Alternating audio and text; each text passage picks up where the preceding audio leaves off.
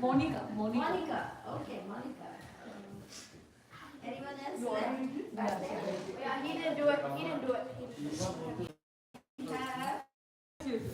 Hi Krishna, my name is Karthik Singh, school. Thank you, Dhruva. Prabhuji?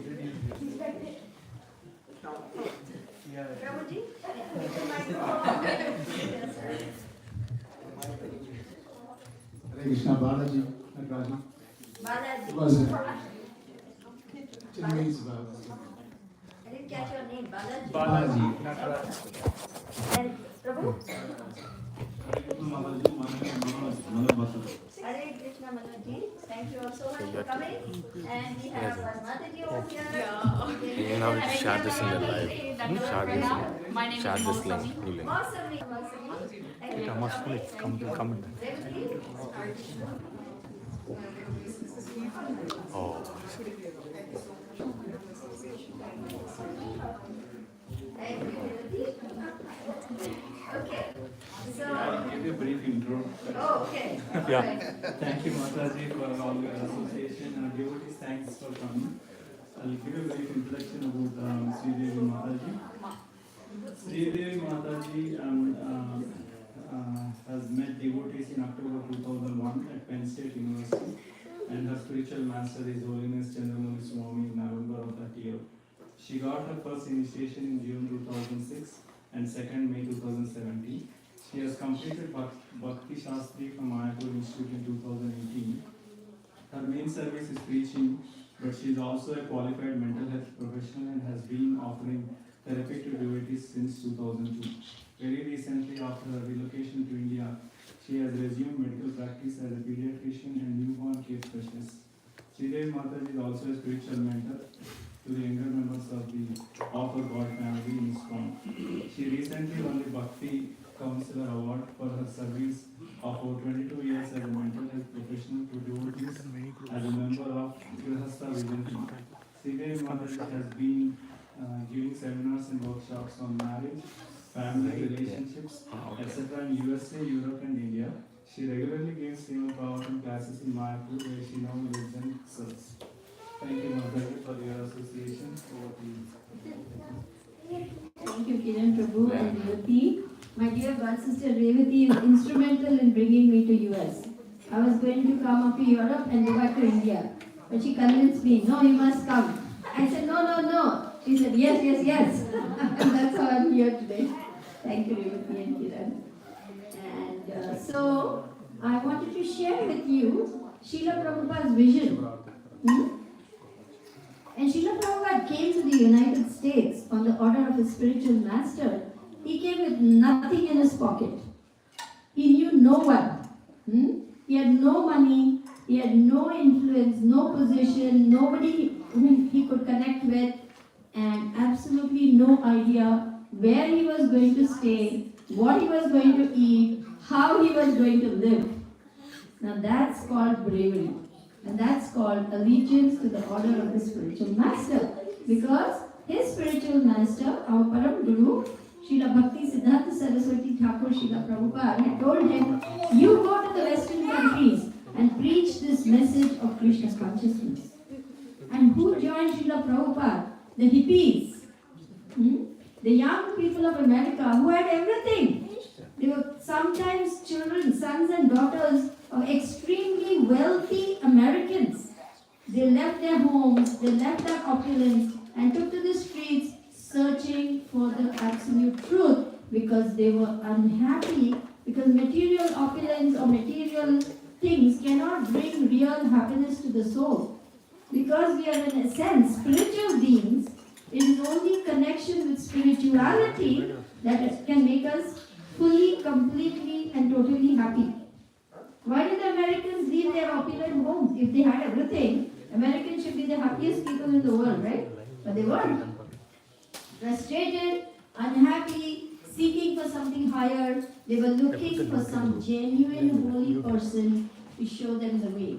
And there comes Srila Prabhupada. Srila Prabhupada in the beginning, he did not introduce any rules and regulations. He simply chanted Hare Krishna. And he made very nice prasadam and he gave them lectures on real knowledge, transcendence. Who is Krishna? Who am I? What am I supposed to do? What is my relationship with God? These are the simple, basic things Srila Prabhupada taught because he knew they were hippies, degraded culture, addicted to all abominable habits, and absolutely no idea of spirituality. In such an atmosphere, Srila Prabhupada had to transplant Vedic culture. How can we do that? It is a very difficult thing. So Srila Prabhupada captured them with his love. Srila Prabhupada's love was deep, genuine, real, and for the spirit soul. He saw the soul in every person seeking for the absolute truth, Krishna, and he gave them Krishna. Initially, the disciples didn't know very much philosophy. They couldn't understand what it was all about. They only knew they loved Srila Prabhupada because Srila Prabhupada loved them. Once one disciple said, Srila Prabhupada, everyone loves you. And Prabhupada said, that's because I love everyone. So Srila Prabhupada's desire is that every soul become Krishna conscious and go back to Krishna. This is his desire, to save each and every soul in this material world, rotting in the cycle of birth and death. Finally, after 1 year of great struggle, Srila Prabhupada established ISKCON, International Society for Krishna Consciousness, 13 July 1966. And there are 7 purposes of ISKCON, which I know many of you are familiar with. One of which was to bring the members of this movement closer together and closer to Krishna and closer to each other, which means building loving communities, loving families, and making a strong ISKCON, which is an example to the world, which is suffering from the onslaught of Kali Yuga. We can see what is happening out there. There's complete chaos, complete confusion, complete disharmony, conflicts, and breakdown at every level. The joint family system is long gone. The nuclear family is under siege, it is crumbling. More and more single parent families, which means Kali is destroying even marriage. And as for children growing up confused, bewildered, they are at war with themselves because of the onslaught of Kali. See, when there is family breakdown, who suffers the most? Children.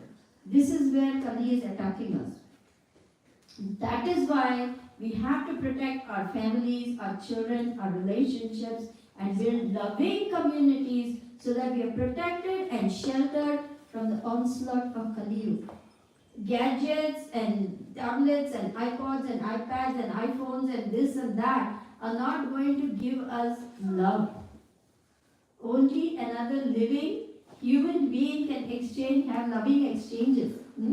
Nectar of devotion, we have the 6 loving exchanges, isn't it? Srila Prabhupada said, I have established this Hare Krishna society so that the members of the society can have these 6 loving exchanges and become one family.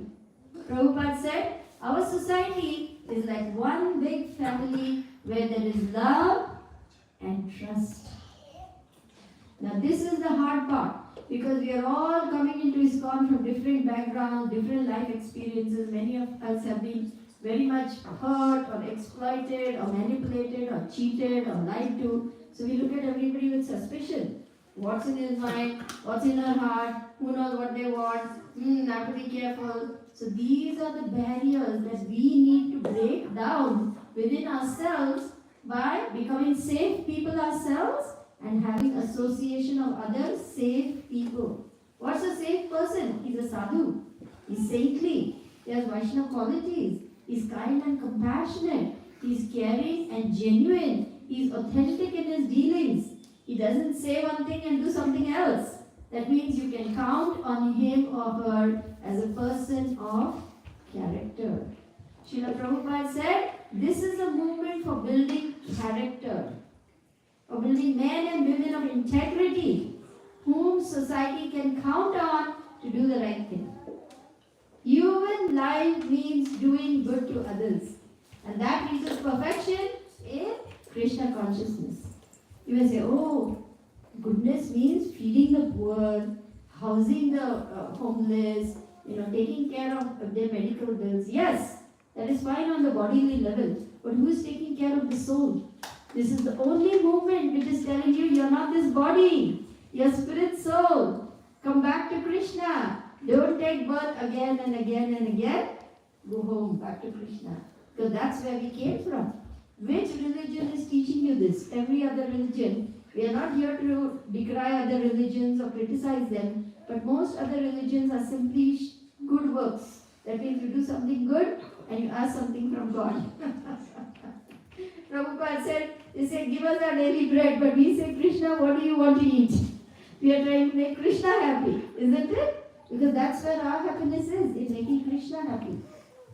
So what we have is the highest truth, is the highest philosophy. Now we need to build our communities. When Srila Prabhupada was here, it was an emergency situation. He had to establish the movement very fast in a short span of 10 years, 12 years. Prabhupada traveled the globe 14 times at that advanced age, 70 to 80. 81, Srila Prabhupada gave up his body to go back to Krishna. But imagine 70 temples, initiating devotees, with the night to write books, starting Food for Life, starting the BT, doing so many things on an absolutely mind-boggling scale to give us Krishna consciousness. Welcome. Thank you for coming. So, Srila Prabhupada's legacy is so rich that we not only have to preserve it, we have to propagate it, we have to expand it, and we have to make that loving family that Prabhupada wants. Would you like to do that? Would you like to sing a song with me? Yes. Navanda Gopika wanted a song. The only condition you have to repeat after me. Is that alright? Yeah. We are happy people. We are happy people, All united in this cause. all united in this song. We belong to one family. We belong to one family. Prabhupada wants us all Prabhupada wants us all to live in unity. to live in unity. In spite of every caste and creed. In spite of every caste and creed. From the north and from the south and from the east and west. From the north and from the south and from the east and west. He has brought us all together. He has brought us all together. Yes, we are delighted Yes, we are delighted that we are united that we are united into one big family. into one big family. Yes, we are delighted Yes, we are delighted that we are united that we are united into one big family. into one big family. This is Prabhupada's family, and this is where we truly belong. Here you'll get all the love you need. You'll get aunties, uncles, cousins, brothers, sisters, husband, wife, those of you who are single. Everything is available in our ISKCON society. We don't have to look outside. We really don't have to look outside. Everything Prabhupada has given us to make our life successful and help others make their life successful. Bharat bhumite manushya janma hoilo jar, janma sarthak kari, karo paropkar. So the whole formula is there. We simply have to strictly follow it to the letter. Just as physician, we go to a physician, he gives medicine, right? Take 2 teaspoons 3 times a day for 5 days. If you take it properly, you're cured. Prabhupada says in 624 of Bhagavad Gita, success is sure for the rigid practitioner. Guaranteed. Who gives guarantee of anything in this material world? You go anywhere. You go to the surgeon, oh, I have a tumor, this thing, that, alright, I'll operate on you, but then disclaimer. Disclaimer is there. No, we don't know, anything can happen on the operating table, anything can happen, a tumor can come back, I will try my best, but who knows, like this. You go to a lawyer, I have a watertight case, I have all the proof, this guy has cheated me, please fight for me, I want justice. Will I get justice? I will present everything, but what the judge will do, I don't know. Like everywhere we go, you buy one simple thing, they want you to pay more for 2 years warranty. Why can't they tell right away that product is defective, we are taking more money from you so that we can come and repair?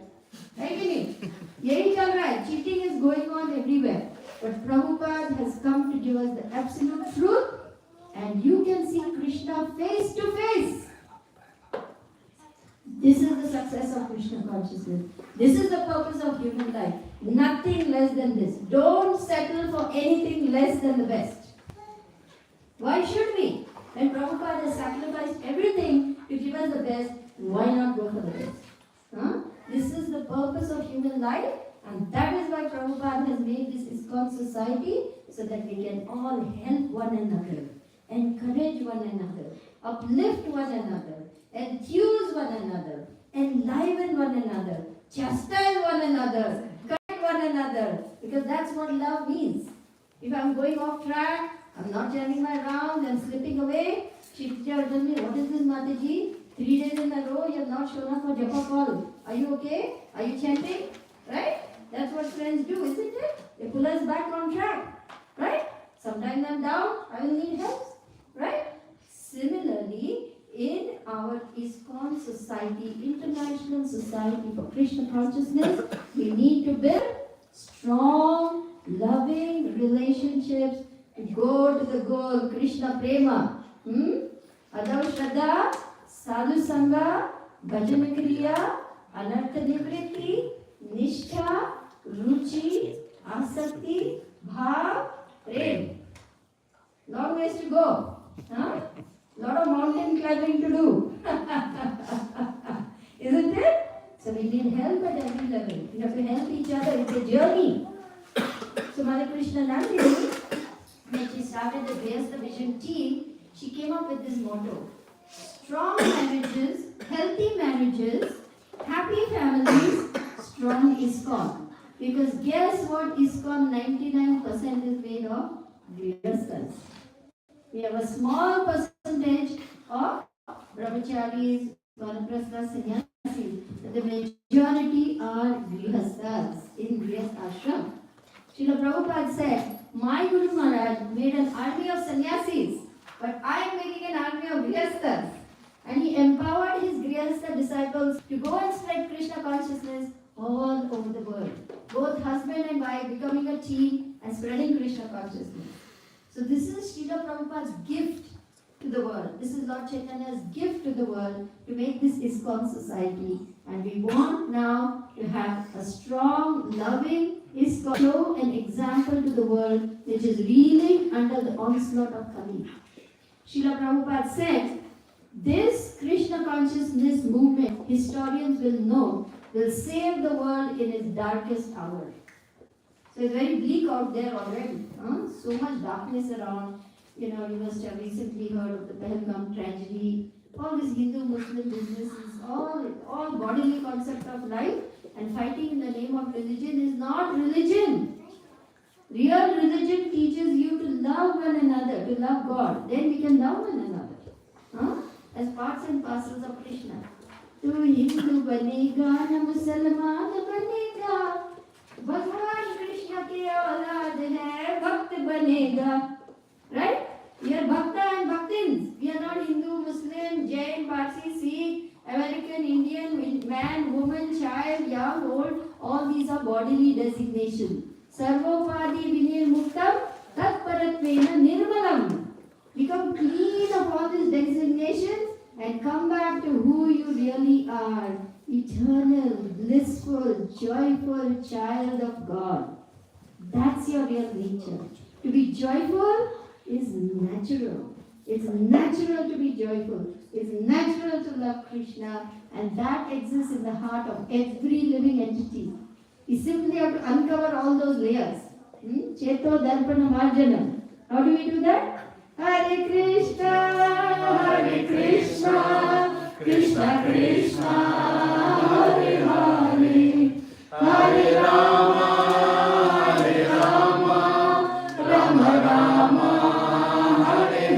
Hare.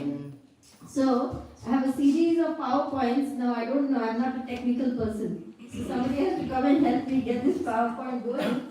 But how am I going to show you on that one? Huh? On this one? Yes, ma'am. Okay. So, we will have to open the PowerPoint on. Nitin will help us to open this PowerPoint. We will go through the series of slides with explanations, and we will open up in the end for questions and answers. And I sent it in the email. First one, yeah, the first one. Okay.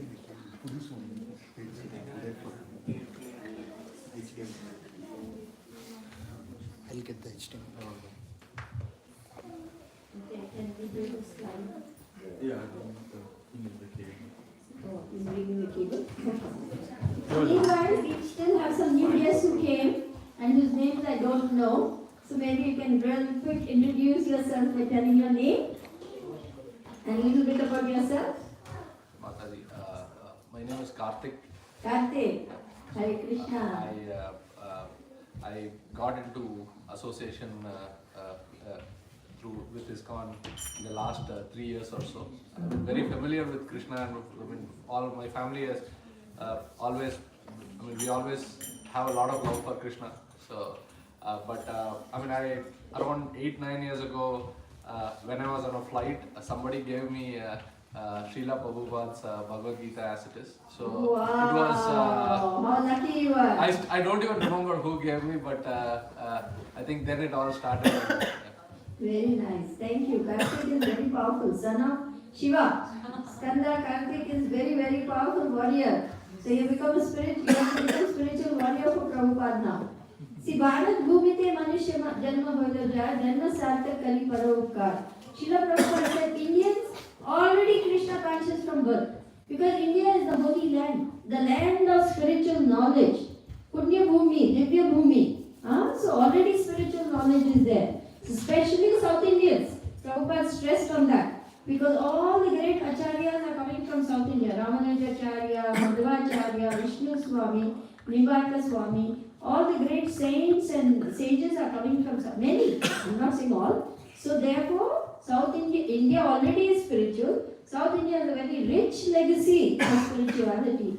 Udupi Sri Krishna.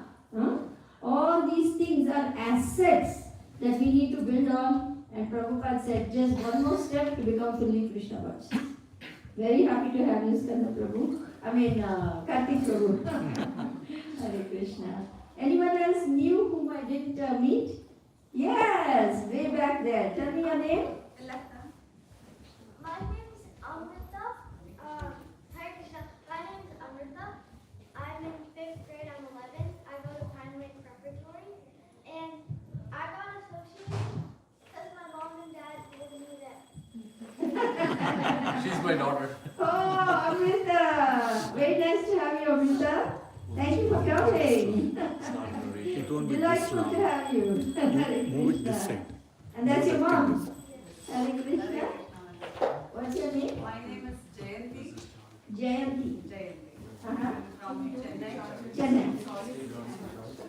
I will be smart. Yes. Thank you for coming, Jayanti, with Amrita. And then we have one more. Mataji there. My name is Lata. Lata? Yeah, South India. Hare Krishna, Lataji. Thank you for coming. Very happy to have you with us. Anyone else who I missed out?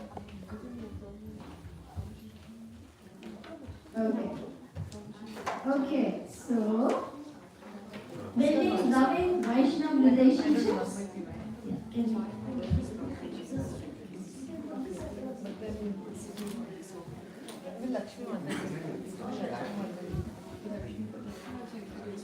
Okay.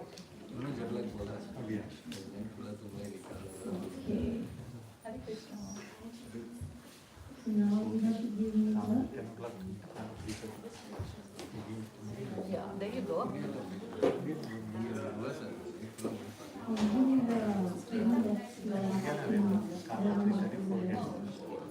Yeah. Have you got it? Yeah. Okay. So building loving Vaishnava relationships, Vaishnava skills for everyone. No, I don't expect all these things. I'm just happy to be with you. Huh? You don't have to do all these formalities also. Sitting in the seat. I'm not able to serve any of you. I'm just trying. Big service you are doing, Okay. So, whom do you see in the picture here? Prabhupada. Srila Prabhupada ki Jai. So this is just a vision team presentation. As I said, we are a group of people. You are welcome to explore our website, VaishnavFamilyResources.org. Mother Krishna Nandini, a disciple of Srila Prabhupada, worked tirelessly in order to build very strong, loving, healthy marriages, families, communities. Her belief was that until we become exemplary, how can we show the way to the world? So her desire was that we should have strong families, build loving communities. Then ISKCON can be a good example to the world. So we are all together, about 13 people. We are a group of marriage educators, marriage therapists, marriage counselors, some are psychologists, some are counselors like that. And we have come together to establish healthy marriages, happy families, strong ISKCON. ISKCON is the real United Nations because we are working on the platform of the soul, which everyone is. Prabhupada said, what is the United Nations doing? Simply collecting more and more flags and the wars are going on. In fact, they say now war is imminent between India and Pakistan after that Pahalgam tragedy, you know. So the world is going through a very difficult, dark time in which the purpose of human life is completely being lost. Only this Krishna consciousness movement is spreading the light of real knowledge. Asatoma Sargamaya Tamasoma Jyotirgamaya Mrityorma Amritam Gamaya. So the real knowledge is there in this Krishna consciousness movement. Nowhere else will you get this absolute truth because Srila Prabhupada is the transparent via media to approach Krishna, God. Okay.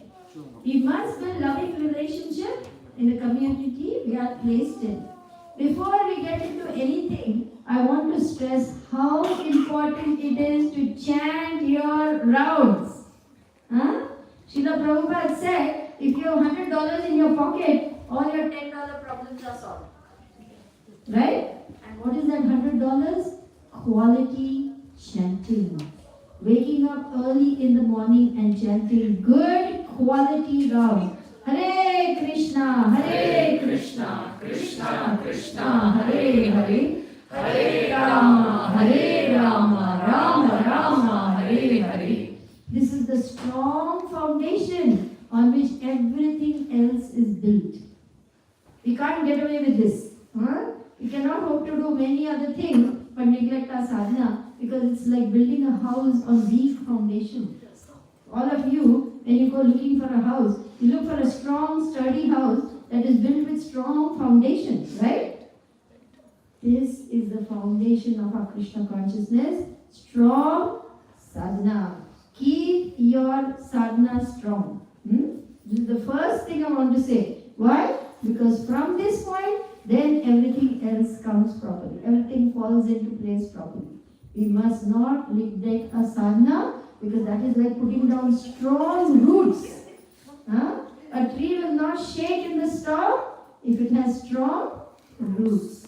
Similarly, we will not shake when the attacks of Maya come if we have strong roots in Krishna consciousness.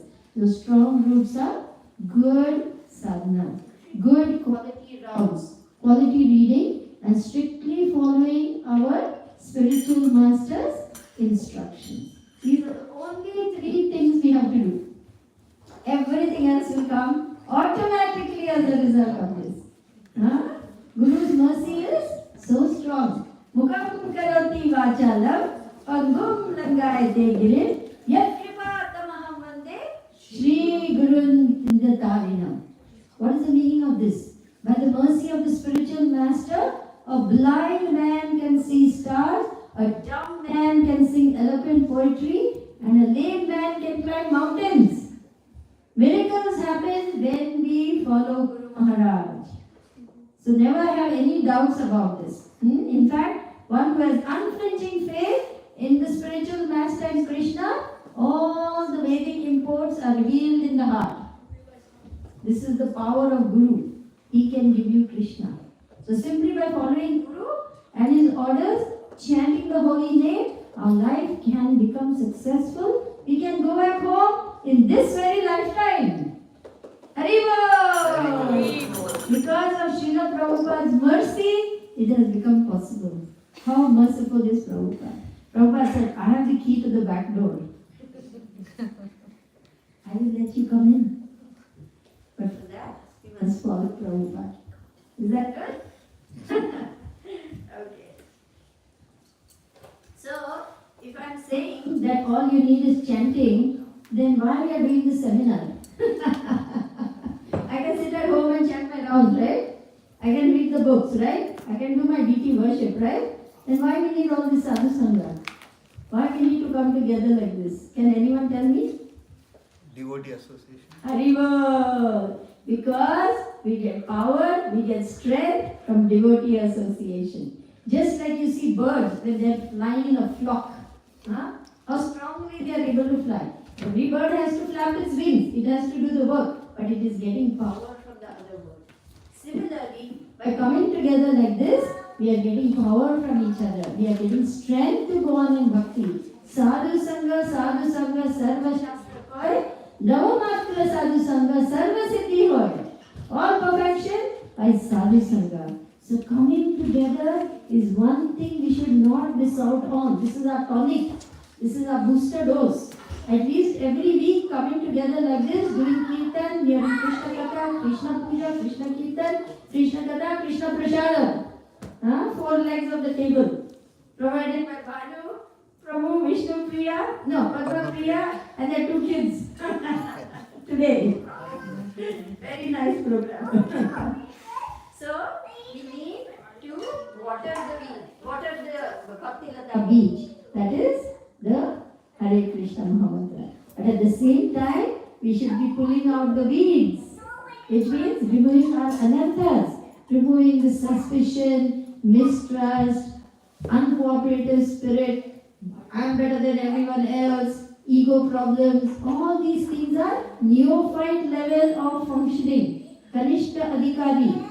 Of course, we are all Kanishta, but we must try to pull ourselves to Madhyama platform. Madhyama platform means you have become more and more steady. Your anarthas have gone. You are no longer making offenses. You are learning to control your emotions so that you can function nicely with one another. You can help other people. That is Madhyama platform. And Srila Prabhupada wants every one of us to at least come to Madhyama platform to begin preaching. Prabhupada said we need many preachers in our movement to spread this Krishna consciousness. Otherwise, how the world will come to know Krishna consciousness? So in order to assist Srila Prabhupada, we all have to try. Yes? You agree? Yes. How many of us want to help Srila Prabhupada? Raise your hands. Jai! Haribol! Very nice. So good relationships are therefore essential. We want to go back to Krishna. And Krishna is watching. How are they behaving with each other? Are they being cooperative? Are they being kind? Are they being compassionate? Because only if we qualify, we can go back. So if we qualify ourselves now, then there's a chance to go back. Right? Yes, Krishna is watching, now this little one is watching. Similarly, Krishna is watching. What are they doing? Are they really trying to come back to me? Or they still continuing quarreling, fighting, irritating one another, annoying one another? That is why chanting quality rounds is essential. Because that will clear out all this dirt in our hearts. It will actually make us nice people. You know, when I came to Krishna consciousness, my mother and I, we had a very frictional relationship. She was wonderful, and I thank her for everything. Whatever I am today is because of her piety. She was very critical of me. And somehow I was very sensitive. Anything she criticized, I would immediately. 24 hours we could not spend under the same roof without quarreling and fighting. Then I come to Krishna consciousness. I start changing. So when she came to visit me, she was so surprised. How is it that you have become so nice? I said, it is Prabhupada's mercy. That is all. Because I stopped quarreling with her. She continued to criticize me, but I was able to be compassionate because I saw her anxiety as a mother, which I couldn't see before. I was only feeling that sting of her criticism, but where it was coming from, I didn't know. When I became compassionate because she was so anxious that I become good girl. She said, unless I criticize you, how you will become good girl? Go figure. I don't know how that works, but this is the way she was thinking. I must beat you, I must criticize you, then you will become good girl. I don't know if it worked. But I had to overcome a lot of things. That's why I became a mental health professional myself, because I went through so much pain, so much difficulties, that I realized that I have to use these experiences to help others. So Krishna will turn your pain into gain. He will turn your tears into laughter. He will turn your defeat into victory. And he will take you back home. Hare Krishna. That's Krishna. He's wonderful. So by the mercy of Guru Maharaj, I actually changed my relationship and became a compassionate daughter who stopped quarreling with her mother. And she understood, when we changed, she changed too. She stopped criticizing me. Something I've been trying to get her for years to do. Krishna did it. This is the power of Krishna consciousness. It will change your relationship. It will purify your relationship. It will make everything wonderful. So have faith in this process. You will see miracles happening. Deal? Happy Guru. Okay. So what do we need? What are the essentials for health? Very obvious. Physically, we need all the things: food, shelter, water, medicine, exercise, sleep. Mental and emotional, we need good relationships with ourselves and others. Spiritual health, chanting, association, residing in a holy place, hearing Srimad Bhagavatam, deity worship. These are the 5 very powerful angas of bhakti. We have that here because you have all these things present here. Of course, we need some amount of financial health, good social relationships, environment health, etc. There's an intimate connection between all these things. Very intimate, because we are still in the material body. You can't pretend I'm going to live on love and fresh air. That's not possible. At the soul level, yes, but not now. So there will be healthy balance of all these things. Now, what are the myths of relationships? Who would like to read? Kshitija, read for us. Relationships should happen naturally. Everyone, I'll talk, I can. No, but the internet audience will not be able to hear. Right. So, just a little. Thank you, Prabhu. Relationships should happen naturally. Everyone else is so together, happy, has such good relationships. Relationships are not important. Just do your service nicely and all will be well. Denial. I just chant Hare Krishna and it will go away, get better, disappear. Denial. Therapy, counseling is for crazy people, not for me. It's just my personality. I was born with it and I'm going to die with it. It's all because of my family, my parents are messed up, so what can you expect? Commonly heard excuses, right? Commonly heard. Just give it from here itself. Thank you, Kshitija. Have you not heard all these myths about relationships? The truth is, the relationships require work. The truth is, we can work on our anarthas, and we must work on our anarthas. This is our ticket back home, back to Godhead.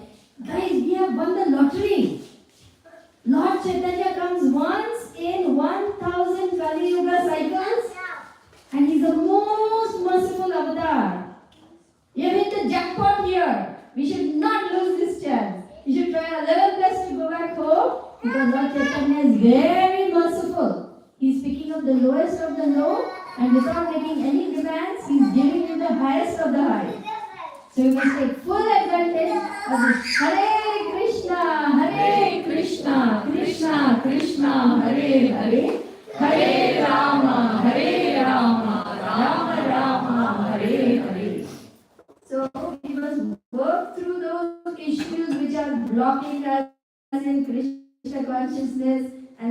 stopping us from becoming the joyful.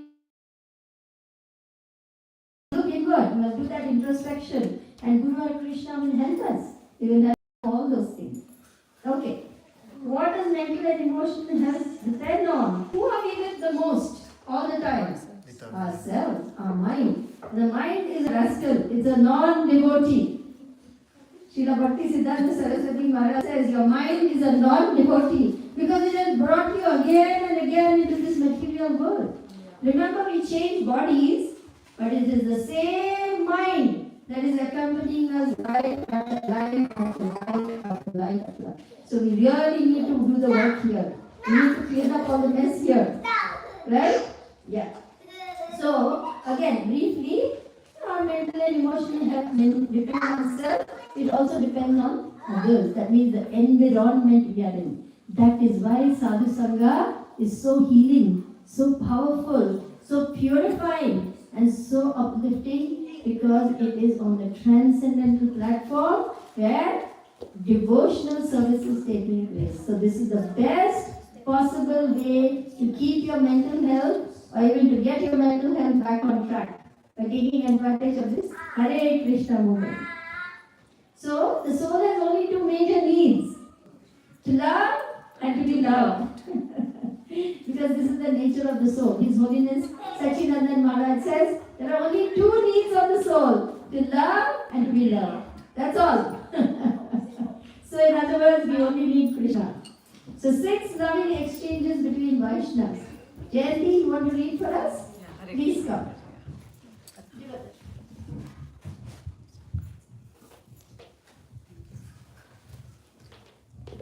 The 6 loving exchanges between Vaishnavas: offering gifts in charity, accepting charitable gifts, accepting prasada, offering prasada, revealing one's mind, inquiring confidentially.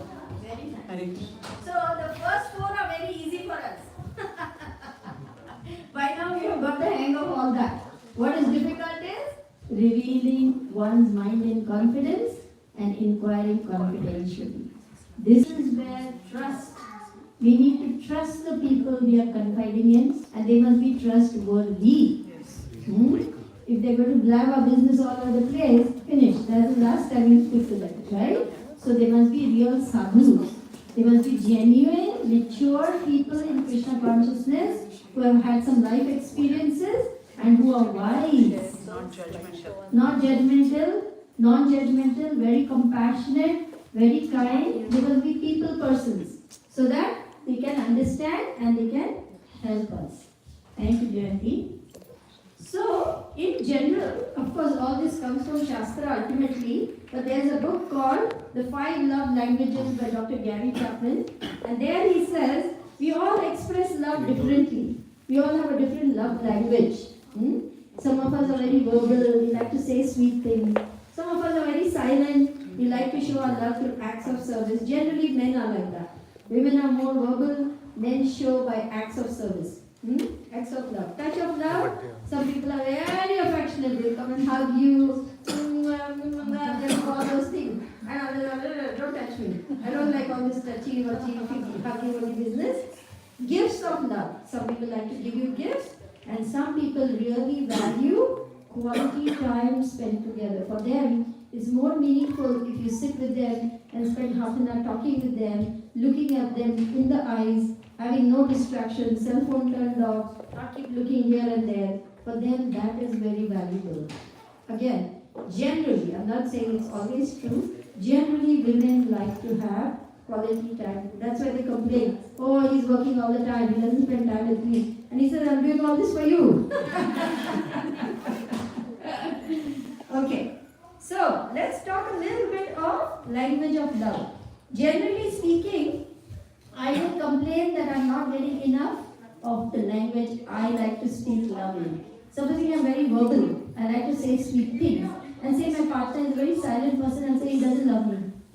And he's doing everything. He's earning the money, he's making sure the fridge is stocked, the car is running, everything. But I don't feel love because he's not expressing it in words. This is very common. So we must actually learn what is meaningful for our partner or for our brothers or sisters or fathers or mothers, because everyone has a different love language. It's not that we are not loving them, we are not receiving it. Supposing I speak to you in Greek and you know Latin, it's going like this, right? So it's not lack of love, it's lack of communication. It's lack of understanding. That is what is happening more and more in families today. So I want you to think, when you want to express love in words, of course we don't have so much time. I do this as a full-length seminar. I'm trying to do a crash course in 2 days. But I want you to think about this. What are the love words we can use to value another person? Revati, would you like to read for us what's on the slide?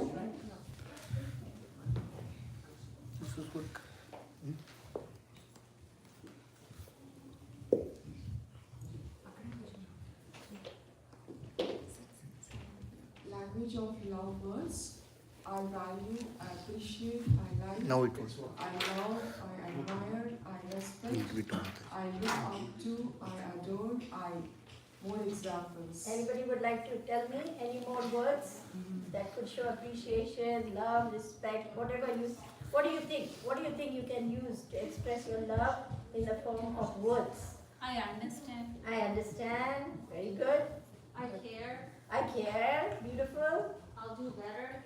Yay! I like that one. Yeah. Give it a big hand. That always works. Who said that? Haribol. What's your name? Afram. Afram. Thank you, Afram. Very nice. Anything else? I will get better and better. Haribol. I like that. I will get better and better. So true. I miss you. I miss you. Yes. Anything else? I'm sorry. I'm sorry. Very important. Very important in relationships. That's nice of you. That's nice of you. Thank you. I acknowledge. I acknowledge. Yes. Anything else? So take a minute. Take just 1 minute. I want you to close your eyes and think of one person whom you want to show a lot of respect, love, affection, but you haven't done that in a long time. Close your eyes and mentally say those words to that person. And then we'll do something else after that. But just take 1 minute to close your eyes and think of one person you want to express love in the form of some words.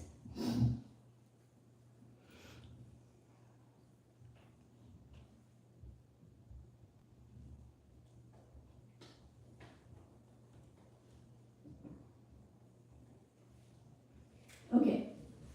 Like that? You need some more time? Okay. Now, when you go back home, I want you to take that step, that courageous, brave step of either calling up or actually telling that person the exact same thing you thought just now. And see the difference it will make. Can you try that? For Srila Prabhupada? Yes. Okay, good for you. The second, language of love, that is acts of love. Generally, in general, now again, this is not true of everyone, but men tend to show love through actions. They may not be very verbal, but they will do everything to keep the family together, to work hard, make sure the kids are provided for, the fridge is stocked, the car is gassed up, the lawn is mowed, the grocery shopping is done, the bills are paid, etc., etc., etc. But women, being very verbal and need quality time, may not be very appreciative. That is why men need to spend time, quality time with their wives, with their children, to show that caring and affection.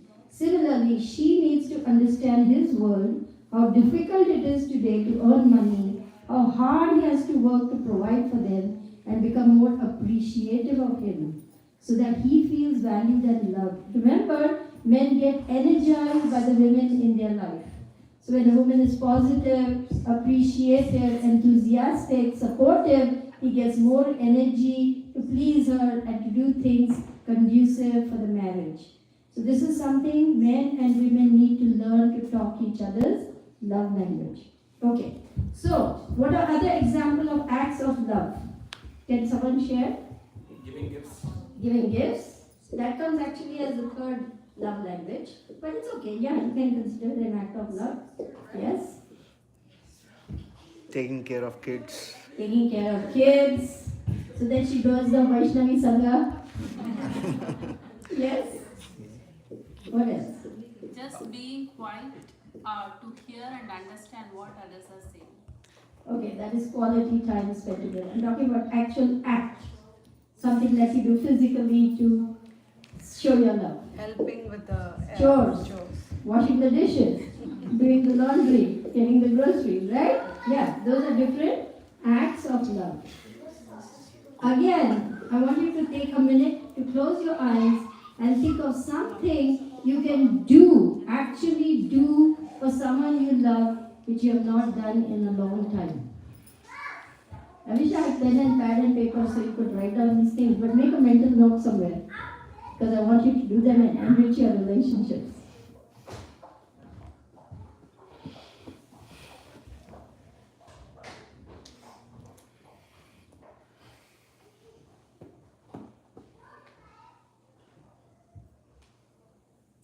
Okay, are we done?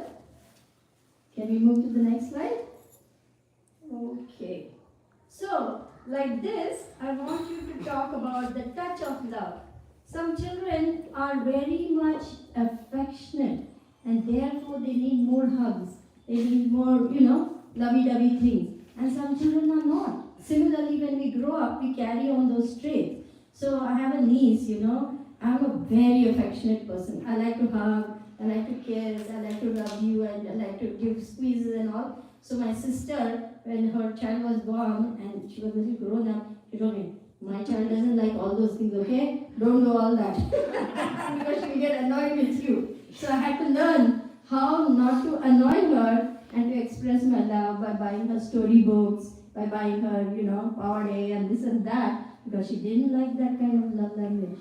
So we have to learn to respect in what language the other person wants to receive love, even if it's a child. What to speak of an adult? Which means study the people in your life. Learn what they want, learn what they need, learn what they're asking for, and speak in the language that is meaningful for them. Is that all right? So, these are the other three: touch of love, gifts of love, and quality time spent together. Would anybody like to ask any questions at this point, because this is very important? We can break up for a few questions before we go on.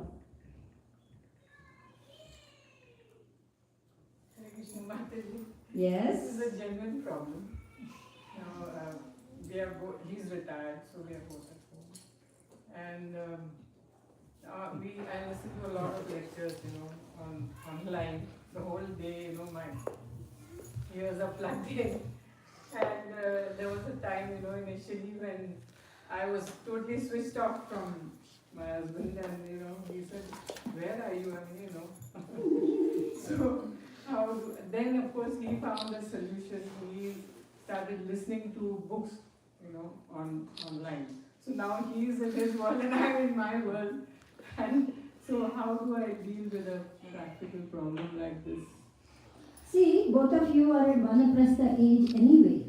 This is a time when we need to get more absorbed in the spiritual vibration and the spiritual energy, because hey, time is running out for us. So you're not doing anything wrong, but you can help each other. You can share what you heard. Even if you're saying, "Oh, I got so enthused today, I heard the story of Ram." What did you hear? What did you listen to? Compare notes. See how that applies. See what things that you can learn from that. So there is no bar to companionship. Vanaprastha doesn't mean you don't look at each other's faces and each does their own thing, and you can be affectionate towards one another by sharing spiritual affection and genuine concern for the other's progress in spiritual life. So there's nothing wrong with that. In fact, that is recommended. Because who knows how much time we have in this world? Very soon we are going to go, right? So let us do our best for all the people in our life. Remember, devotional service begins at home. If I'm a big book distributor running all over the place, my bookstores are, but my wife and children are feeling neglected and hurt, how am I pleasing Krishna? Right? Srila Prabhupada said, for you, deity worship, child worship is more important than deity worship. Take care of your child. And if you cannot, then I will. Prabhupada is traveling the world, opening so many temples, yet he is saying, I will take care of your child. How important our children are. How important are the people in our life.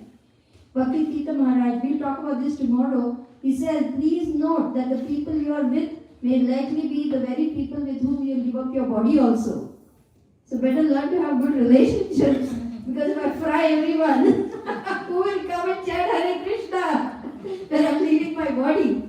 So it is imperative that we make good relationships happen now. Because you never know. So, you're not doing anything wrong. In fact, I think both of you are doing the right thing. We need to get more absorbed in the spiritual energy, but we can share what we have heard, what we have learned, and how that can help us to grow in our spiritual life. Yes, of course, otherwise you wouldn't have come together. Is that all right?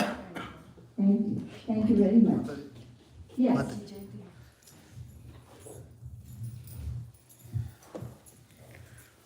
Mataji, my son is 18. He's not here. He's not here? He's not here. So he's a teenager. He's a teenager. He's going. Danger. Watch out. He's been a teenager for a while. But so his mom and dad don't know anything, according to him. So he's the first year of college. I think the main thing is a huge generational difference. Right? I mean, the environment context in which we grew up in India and here is totally different. So the attention span is very, very little. So even things like, for example, just he's very loving and all that, but even for him to sit down, express himself, talk about what he's thinking, what he's feeling, what his interests are, or how his college or whatever life is working out. So it is not his nature. It's not that he's against it, but it is not his nature. And let's say, for example, if I sit and talk to him, he'll, exactly like you mentioned, he'll get annoyed. So saying, hey, I don't need a lecture or something like that. So not in a negative way, but it's his nature, right? So of course, I look at things like, for example, I used to play basketball, he plays basketball, so I'll sit with him, watch a basketball game, or we both play chess, we play chess sometimes. So that goes well, but beyond that, for example, let's say we having a good time playing chess or whatever it is, and then I'm asking how's your college going and stuff, then he shuts off, right? Not just college, in generally, right? So any general guidance, anything you can share from your experience that would be helpful, how to help? See, teenage is the phase when they are pulling away from the parents. So it's a great thing that he's even playing chess with you, if you ask me. Because generally they want to be with their own friends. They don't even want to be in the... Remember, they are flying out of the nest. They are individuating, they are becoming their own persons. And they don't want parents spoiling their fun. They think mom and dad don't know anything. But as they grow older, they'll come back and they'll say, Dad, you were right. Mom, you were right. But it will take some time. See, whatever we have put into them in the first 10, 15 years is the thing that will come out again at 25, 30, like that. This in-between phase, 15 to 25, is the most difficult time, and you have to have tons of patience. Cut them lots of slack and pray for them to be protected, and be assured that whatever values, whatever principles you gave them, whatever training you gave them, it's there.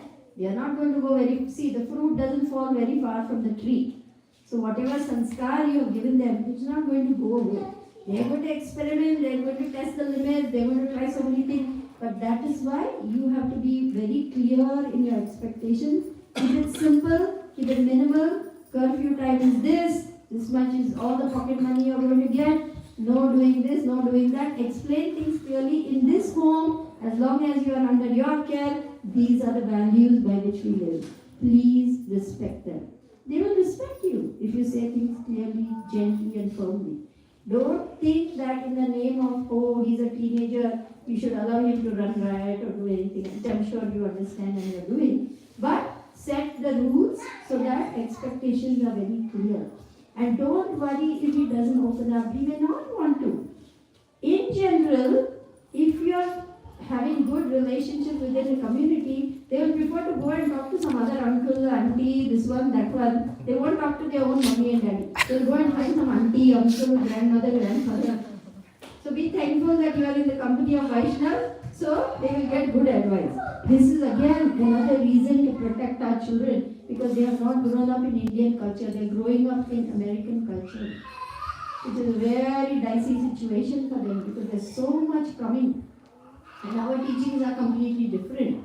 So all the more reason we need to have like this sadhu sangha where they can see, interact, meet other people who are also kind and loving. Remember, we are one big family. Prabhupada has made us one family. So we must consider others' children, our children, take an interest in them, encourage them to talk with us, have relationships, and don't worry. Your kid, because of your sanskar, your culture, basically has got all the right messages. So nothing drastically wrong will happen. He may do a little weird things here and there. But in general, because of the Indian background, we can consider that they will do the right thing. So don't worry. I think he will be on track. Just cut him some slack. Is that alright? Okay. Are we ready? So, determining your own love language. What's your love language? Jen, if I have to ask you, you may think, how do I like it? What makes me most happy when people express love? Is it gifts? Is it when someone gives me a hug? Is it when someone comes and says, hey, let's spend some time talking? What is it that means the most to you? That's your love language. What is most meaningful? You don't have to answer. I'm not asking you to reveal anything personal. I'm just saying, as an example, how do I express love to others? Generally, that's the way we want love expressed back to us. What do we complain the most about is what we are not getting from that. That will generally tell you what's your love language, because you will say, he doesn't listen to me, he doesn't talk to me, he doesn't share anything with me. Remember, women are relationally tuned in. They feel very happy when the man opens up and shares what is going on inside. Unfortunately, society does a great disservice to the boy child. Don't cry, don't show any weakness, keep a stiff upper lip, be strong, be brave, this thing, that thing. And he numbs out on all his feelings growing up, and then after marriage is disaster. The wife is tearing out her hair because she thinks this guy doesn't talk, he doesn't share, he doesn't show any emotion. What have I got myself into? You know, it's very painful for a woman when men don't share their feelings, open up their hearts. Very, very painful. And who does this? We do it to the boy child. This is why we have to now reprogram all these things and learn to understand even a boy has feelings. He has the right to express those feelings, and train the boy child also to be emotionally intelligent. We are teaching our children to have high IQ, but what about EQ? That is very important for relationships. So, because Krishna consciousness means becoming a complete personality. It's not shutting down some parts of you in order to function high in some areas and then losing out on something else. We want you to be a complete personality, able to express the full range of emotions in a healthy manner. We need to learn how to handle even negative emotions and then teach our children how to handle negative emotions in a healthy, non-destructive way. These are very important skills because that's what is going to help us to function well in the world. Remember, they have found research, successful people may not necessarily have high IQ, but they have very high EQ. They can get along well, they know how to delegate, they know how to understand the talents of each person, they know how to build a team, bring out the best in everyone. These are things that make for successful leadership. Even in the corporate world, this is true. What to speak of us, Krishna conscious devotees. So, we need to fine-tune our Krishna consciousness so that we have loving relationships. Okay. I think We have a few more. Okay, we sang this song already. Okay. So, how do I build? You may say, oh, Mataji, I didn't grow up with all this. I didn't either, by the way. That's why I had to learn a lot. How do I build my relationship skills? We have to start believing every person is a part and parcel of Krishna, valuable to Krishna. Therefore, we must take genuine interest in the person that Krishna is sending into my life. Maybe it is a casual encounter. Maybe it's someone sitting next to me on the bus. But Krishna is putting this person next. It's uncanny, but wherever I travel, somehow Krishna puts somebody who's interested in Krishna consciousness and end up giving mantra card, a book, or a little packet of prasadam. It just happens.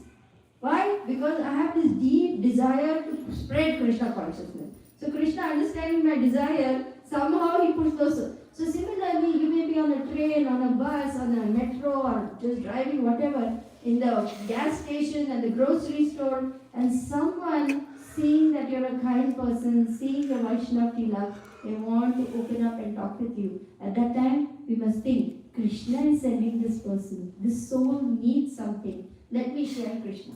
It may be as simple as give, or if you're traveling, working, driving, carry little packets of dry prasadam. What I used to do when I used to drive in New Orleans, I would always have small packets of some dry prasadam. When the signal was red, all these homeless people will come, knock, knock, knock, knock, and I would give them prasadam. And they would be so happy. They would say, God bless. We want blessings. This is the currency we want. We want to go back to Krishna, right?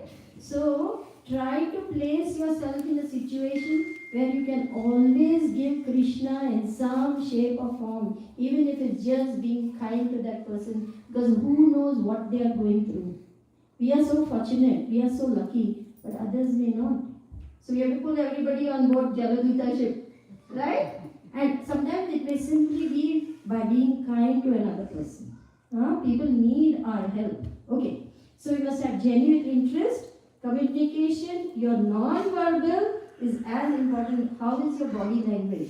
Are you being attentive? Are you just, perfunctorily listening while actually paying attention to something else? People are noticing these things. So we must have genuine interest. We must understand Krishna is sending this person. We must assess that person for trustworthiness. Are they going to keep my confidentiality? Are they mature enough to understand what I'm going through? Or they would just, like this. You'll be like, oh my God, I better not say anything more. It means they're not mature enough, they have not had enough life experiences. And that can happen sometimes. So be very careful whom you open up to. They must be trustworthy, they must be qualified to be able to help you. Empathy and respect, they're difficult, but very important. You must have healthy limits in relationship, also called boundaries. And then we may need to make changes. Kids, as they're growing up, we need to change our parenting style. We cannot talk to a teen like he's a 5-year-old. We cannot talk to a 5-year-old as though he's a teen, right? So we have to make changes as the kids grow up, as our marriage changes, like how Mataji was saying, now we are at Vanaprastha, how we should navigate this phase, and periodically evaluate ourselves. How am I doing? Ask your husband, wife, brother, sister, mom, how am I doing? Am I less impatient now? Am I a little more tolerant now? They will tell you. Without a shadow of the doubt. And remember, this is very pleasing to Krishna that you are trying to improve. Krishna becomes very happy and he helps us become better devotees because we are trying. Simply by trying, we are pleasing to Krishna. What to speak of becoming successful? So don't give up. Keep trying. Empathy is very important. What does that mean? What is empathy? Can anybody share your understanding of empathy? Trying to put yourself in others' shoes. Exactly. What they are going through. Exactly. Put yourself in another person's shoes and see and perceive what they are going through. There's an old Red Indian saying, do not speak until you have walked in the shoes of someone for 1 mile. Try to understand what they are going through before saying anything, because we may make snap judgments or we may make brusque replies that may actually hurt the other person. So I have to really try to understand the situation and then respond. And sometimes we may even say, I don't know what to say to you, I don't know how to help you. I can only pray for you, and I can probably pray, I will pray that Krishna sends you the help you need. We can be frank and admit, I don't know all the answers, and we don't. Sometimes we don't have all the answers. Yeah? But just being genuine in every case. So healthy limits, we talked about that, making changes, periodic evaluation. Okay, now we don't have time for role play, but I want you to think about the various ways couples argue, fight, or parents and children argue, fight, or brother and sister argue, fight. You have seen this all, isn't it? How much we quarrel with our brothers and sisters growing up. Hey, that was just growing pains. Yeah, we love each other. Basically, the love is there, right? So, learning to be patient, learning to be tolerant, practicing Trinad api sunichena taror iva sahishnana amalina manadena kirtaniya sada hari. This is a formula for success. One should chant the holy name of the Lord in a humble state of mind, thinking oneself lower than the straw in the street. One should be more tolerant than the tree, completely devoted, and ready to offer all respects to others. In such a state of mind, one can chant the holy name of the Lord constantly. So we are trying to be better Vaishnavas.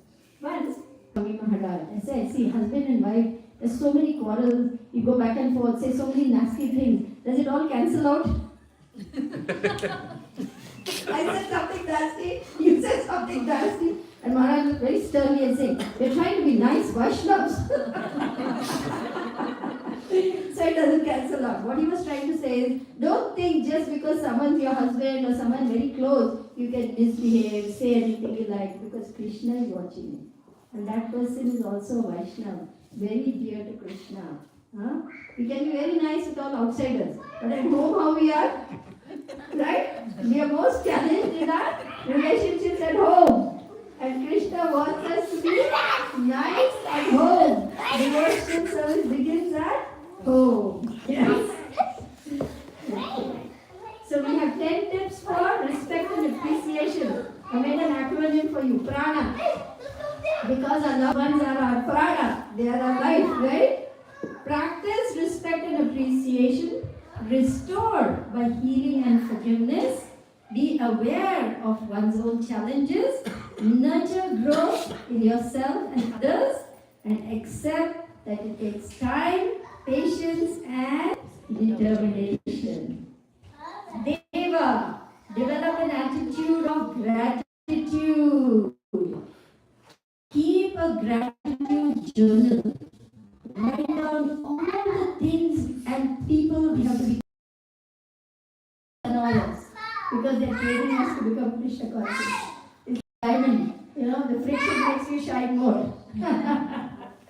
Evaluate by asking for feedback. Value, show how you value people in your life. Active listening.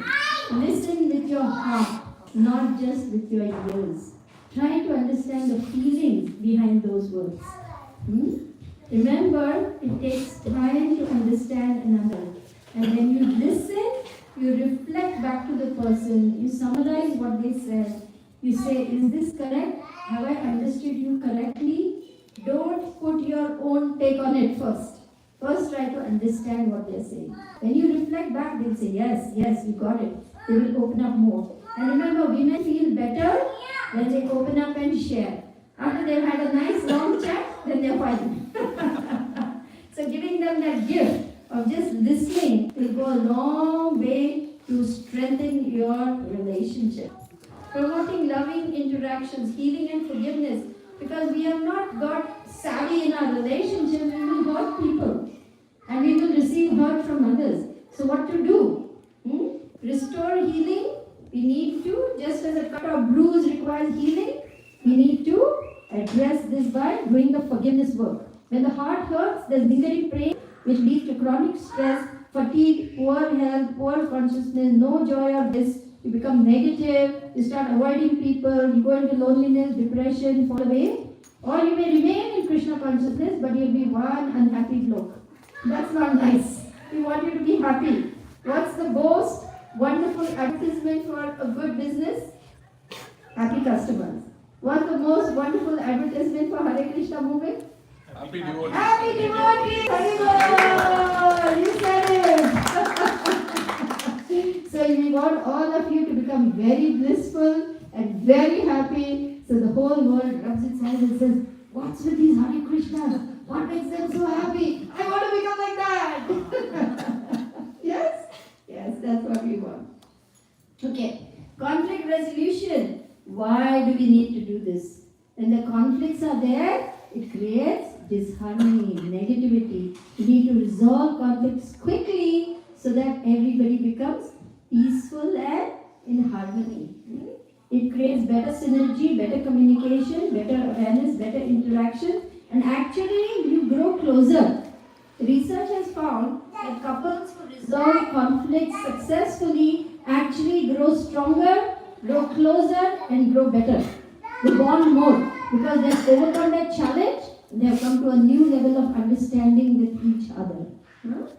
So don't fear conflict. It's actually meant to help you. Okay. 4 principles of community building by Bhakti Tirtha Maharaj. Treat everyone you encounter as if the success or failure of your spiritual life depends on the quality of your interactions with them. Reflect on the person you love the most and aspire to treat everyone with that same quality of love. View all conflicts as your own fault first. Interesting, isn't it? How Maharaj says that. See them as a chance for growth, to clarify perception, to create synergy. This is a quote from Srila Bhakti Siddhanta Saraswati Thakur. He says, when you are, one second. When faults in others misguide and bewilder you, have patience, introspect. Find fault with your own self first. Remember that no one can harm you unless you harm your own self. That means our own negativity is harming us. Remember, it is not so much what is happening to us, but what we are telling ourselves about what is happening to us which causes distress. Some people can shrug off a negative event because they're telling ourselves, well, it's just one of those things. But another person can take it very personally, feel very bad, become very depressed. So how we react to a situation can also determine what happens to us. Okay. So, 4 principles of balance. Having loving Vaishnava relationships. See all interactions as a cry for love or a gift of love. Bhakti Tirtha Maharaj is very profound. He is explaining how we must see all interactions as a cry for love or a gift of love. Go the extra mile with regards to care and protection of women and children. Bhagavata mentions 5 classes of society that need protection. Elderly, Varnas, cows, women, children. They are to be protected, and not only the individual who doesn't do those things suffer, but whole society or community suffer. What is happening to our cows today? What is happening to babies in the womb today? And we are looking the results of these sinful activities in the form of wars, terrorism, pestilence, forest fires, hurricanes, floods, calamities. Mother Nature is reacting. Have a healthy balance with regard to spiritual life, but always make sure the secondary supports the primary. Remain chaste to Prabhupada's movement, but not sectarian. We are to remain loyal to Prabhupada, but respect all other Vaishnavas. All this is by His Holiness Bhakti Tirtha Swami. It's on his website. I've just taken it. So, once we reach some level of maturity, then we keep on introspecting, checking, asking for feedback, practicing those qualities we wish to have. Remember, practice makes a man perfect, or a woman perfect, right? So we practice. Vaishnava, 26 qualities of a Vaishnava, beginning with kind to everyone, So let's at least begin and try to acquire the first quality. Yes? Good idea? Okay. Conclusions. Yay! Almost the last slide. Happy? No? Okay. Good relationships need work. Good relationships are not the prerogative of only a privileged few. Everyone needs them. Good relationships demand that we change with the times, circumstances, etc. Good relationships are vital for health. You know, in hospitals, they have done research. Patients who come with no one in their lives, their recovery is very prolonged. There's nobody to pray for them, nobody to support them, nobody to say, get well soon, nobody waiting for them to come back to. It takes a very long time for them to recover from any hospital crisis. Loving relationships, they recover faster, their resilience is more, and their longevity is increased. So healthy relationships are vital for how we are in the material world, that's Krishna. How we are going to be in the spiritual world. Srila Prabhupada has given us a house that the whole world can live in peacefully. Thank you very much. Hare Krishna. Happy? Yes. So thank you all so much for listening patiently. Some of it is heavy stuff. I know it's hard. Some of it may have been painful for you. But remember, we want to get better. We don't want to get bitter. We don't want to become angry, unhappy, resentful people with what happens to us. We want to use them as springboards for growth, for maturity, and for becoming better Vaishnavas and Vaishnavas. Thank you very much. Hare Krishna. So we can open up for questions, comments, criticism. Huh? Anybody who's got some rotten tomatoes? No. Hare Krishna. We have some newcomers here. Sneha, right?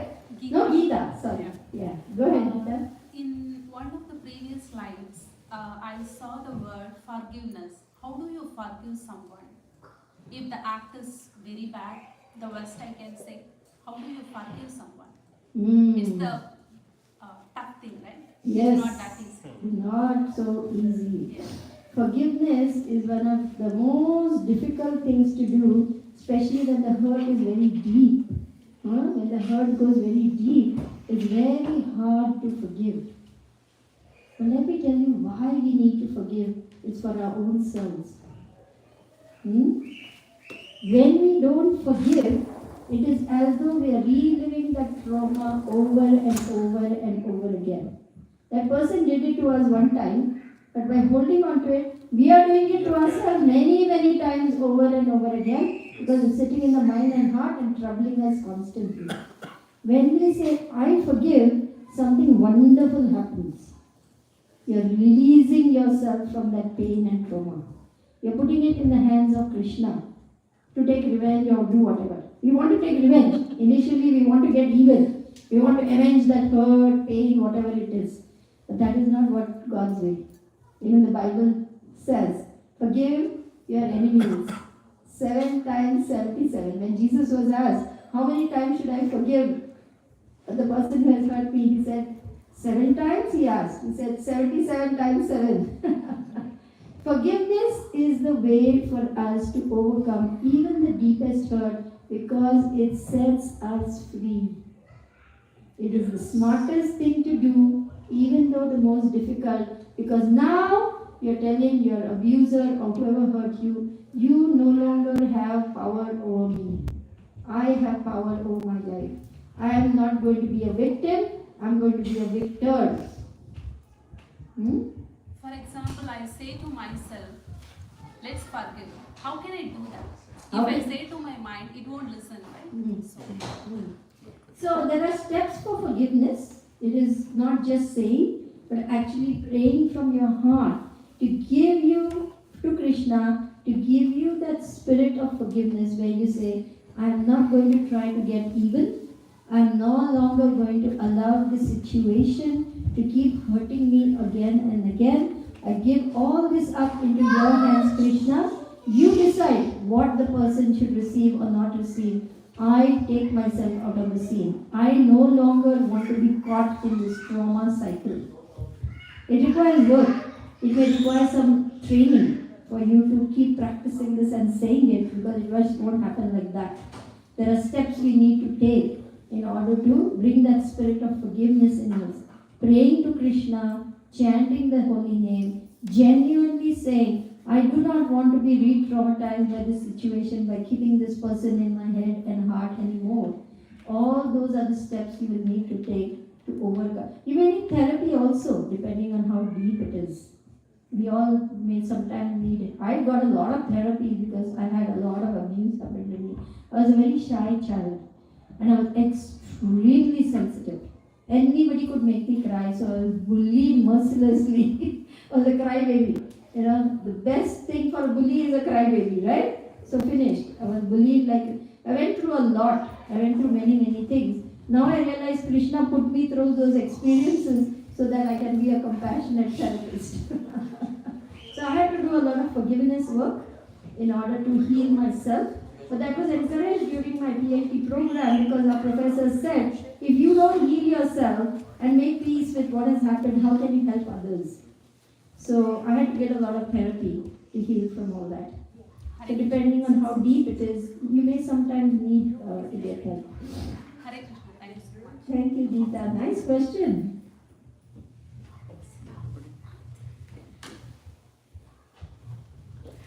Mataji, in Janaki? yes, Mataji, in one of the slides you had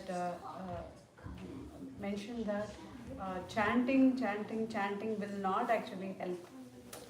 Denial. We talked about how everything will go away. You just chant, everything will go away. Yeah. See, the holy name is very powerful. It will go away. But after how many lifetimes?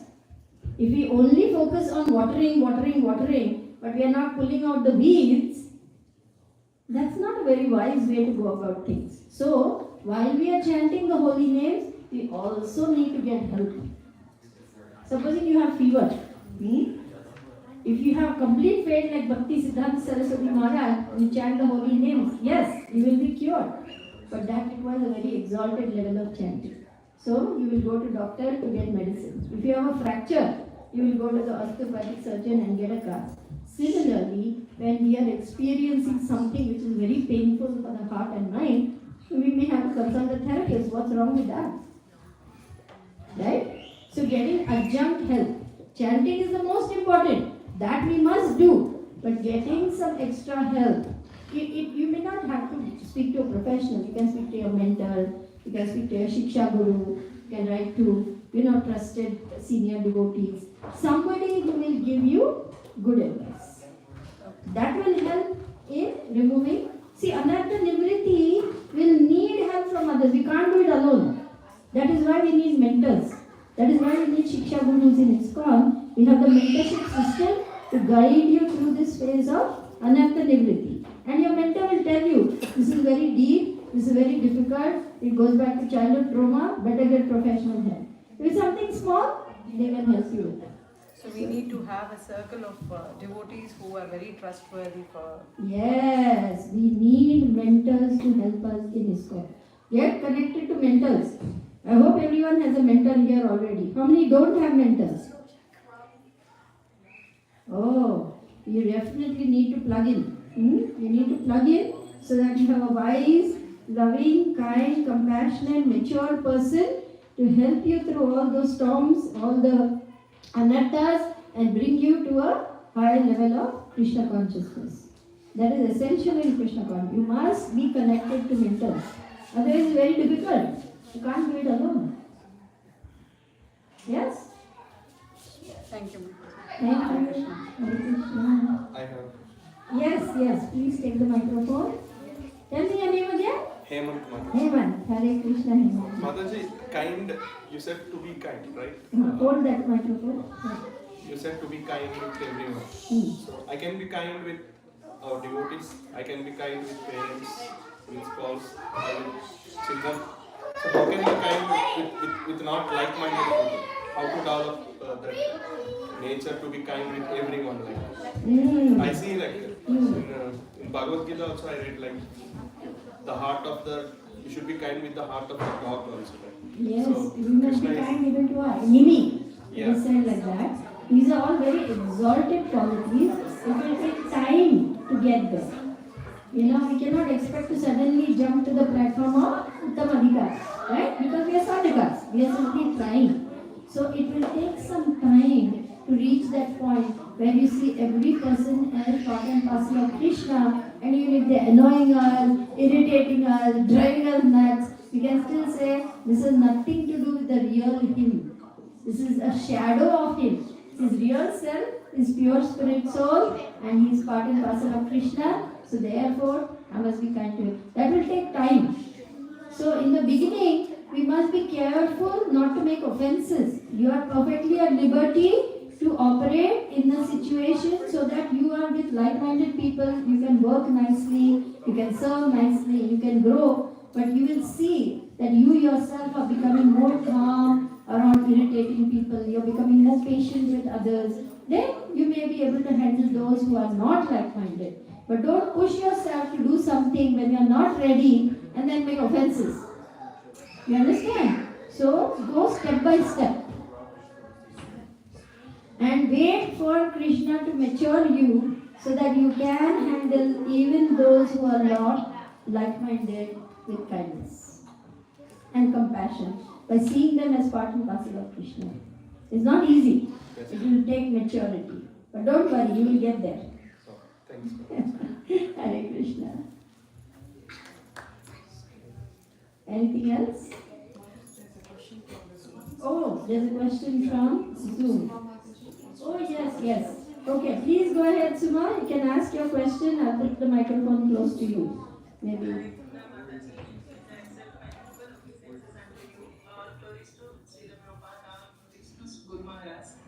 Mataji, wonderful class. I enjoyed a lot. Missed you. We missed you.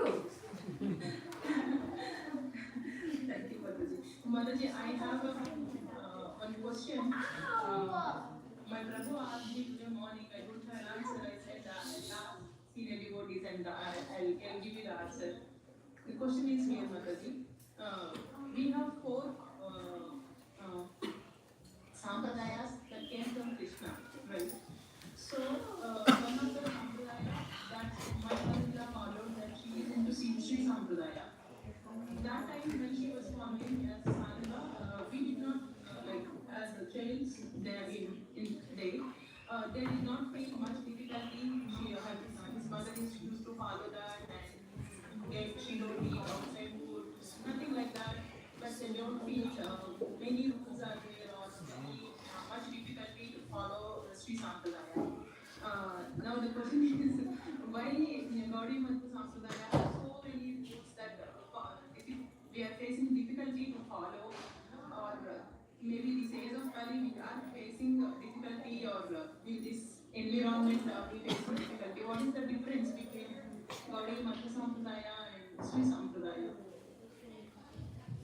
I don't know so much about Sri Sampradaya and what are the rules and regulations, but this much I know that Srila Prabhupada said, I have given you 80% concession. If I had to tell you everything, you would faint. So he has made it actually 80% leniency Prabhupada has given and given only 20%. This is the bare minimum Srila Prabhupada has given. So with the passage of time, I don't know in Sri Sampradaya how much the thing has got diluted or changed. I am very sure in the initial stages they must have also been very strict only. But with the passage of time, everything becomes diluted. Especially the effects of Kali Yuga. That is why Prabhupada came to revive this whole thing, because he said, where the Christians are following their religion? Where the Muslims are following? Thou shalt not kill. It is there. And all the Christians are eating meat. Why are they eating meat? Prabhupada was very strong on this point. That is why he came to re-establish all the principles of religion by giving us this Hare Krishna movement. So I cannot say what it is, what were the rules in the Sri Sampradaya, why it is so lenient. I don't know the history. I don't know what it was in the beginning and what it is now. All I know is I must follow Srila Prabhupada. That's all I know. Is that all right? You convey that. Thank you. Hare Krishna. Thank you, Suma. Mataji, I have one more question. Yes. Mataji, speaking about relationships, there's also one more issue that we face when we are being judged by someone. Sometimes we have also judged people based on one interaction or two interactions. How do we handle that, or how can we avoid doing that? Yeah, no one likes to feel judged, but we also make judgments based on our immature understanding. Again, that calls for a lot of maturity, lot of empathy, lot of compassion, lot of kindness. In other words, we have to mature in Krishna consciousness and become nice Vaishnavas and Vaishnavis. Then we will stop judging others, because we can see everyone is struggling. Everyone is struggling. And but for the grace of God, go I. I could have been in that situation where I'm looking down on somebody, or feeling, oh, they should. Who knows? I'm just lucky that I'm in this situation. I should feel fortunate. I should feel grateful. And you should have compassion for the other person. Instead, I sit in judgment and think, oh, they should not do like this. They should do this. So we must give up all this judgmental business ourselves. And if we are judged by others, what can we do? We have no control over what they are doing, but at least we have control over what we are doing. So we must try to become non-judgmental. It will take time. How do we take the comments from when it's passed about us? It is not about you. First and foremost, the real you has nothing to do with the comments. The real you is not touched by the material energy. The real you is eternal, joyful, blissful, and has nothing to do with whatever comment. Oh, you're so dark. Oh, you're so short. Oh, you're this, you're that, you're that. This is all your shadow self. So what they are commenting on is not even the real you. You are not this body. What I see is not you. The real you is spirit soul whom I have not even seen. We think we are this body, but are we this body? No. So whatever comments they make or they don't make has nothing to do with the real you. You can just brush it off and say, my real self is blissful, joyful, eternal, and has nothing to do with what you have said. This thing can be told to the children, no, Mataji, whatever you said, because sometimes they are not accepted by others, and they pass comments, and it hurts these children, and they are not able to act. They are not able to. Because they're small, they don't understand. That is why the role of a mother is so important. The hand that rocks the cradle rules the world. When children come back home, they need mother and father to take care of all those bruises that they have received in the playground, in the classroom, in the schoolroom, from the teacher, from the other student. This is why being home for a mother is so important. Because who will raise the child? Who will nurture the child? Who will wipe his tears? Who will teach him? You are not the body, don't worry what they say. You. So yes, you have to explain this philosophy. You can say, my son, you are not this body. You have nothing to do with this material world, and whatever comments people make have nothing to do with the real you. The real you is blissful, full of knowledge, and eternal. And you're beautiful, you're more brilliant than a million suns, you're a part and parcel of Krishna, and nothing and no one can change that. Haribol! Very beautiful. Thank you so Can we much. say that to a 10-year-old? Why not? Why not? Example. The concept of soul and stuff, they understand. Of course. You will be amazed at what devotee children know already, because they are very, very way ahead of us also.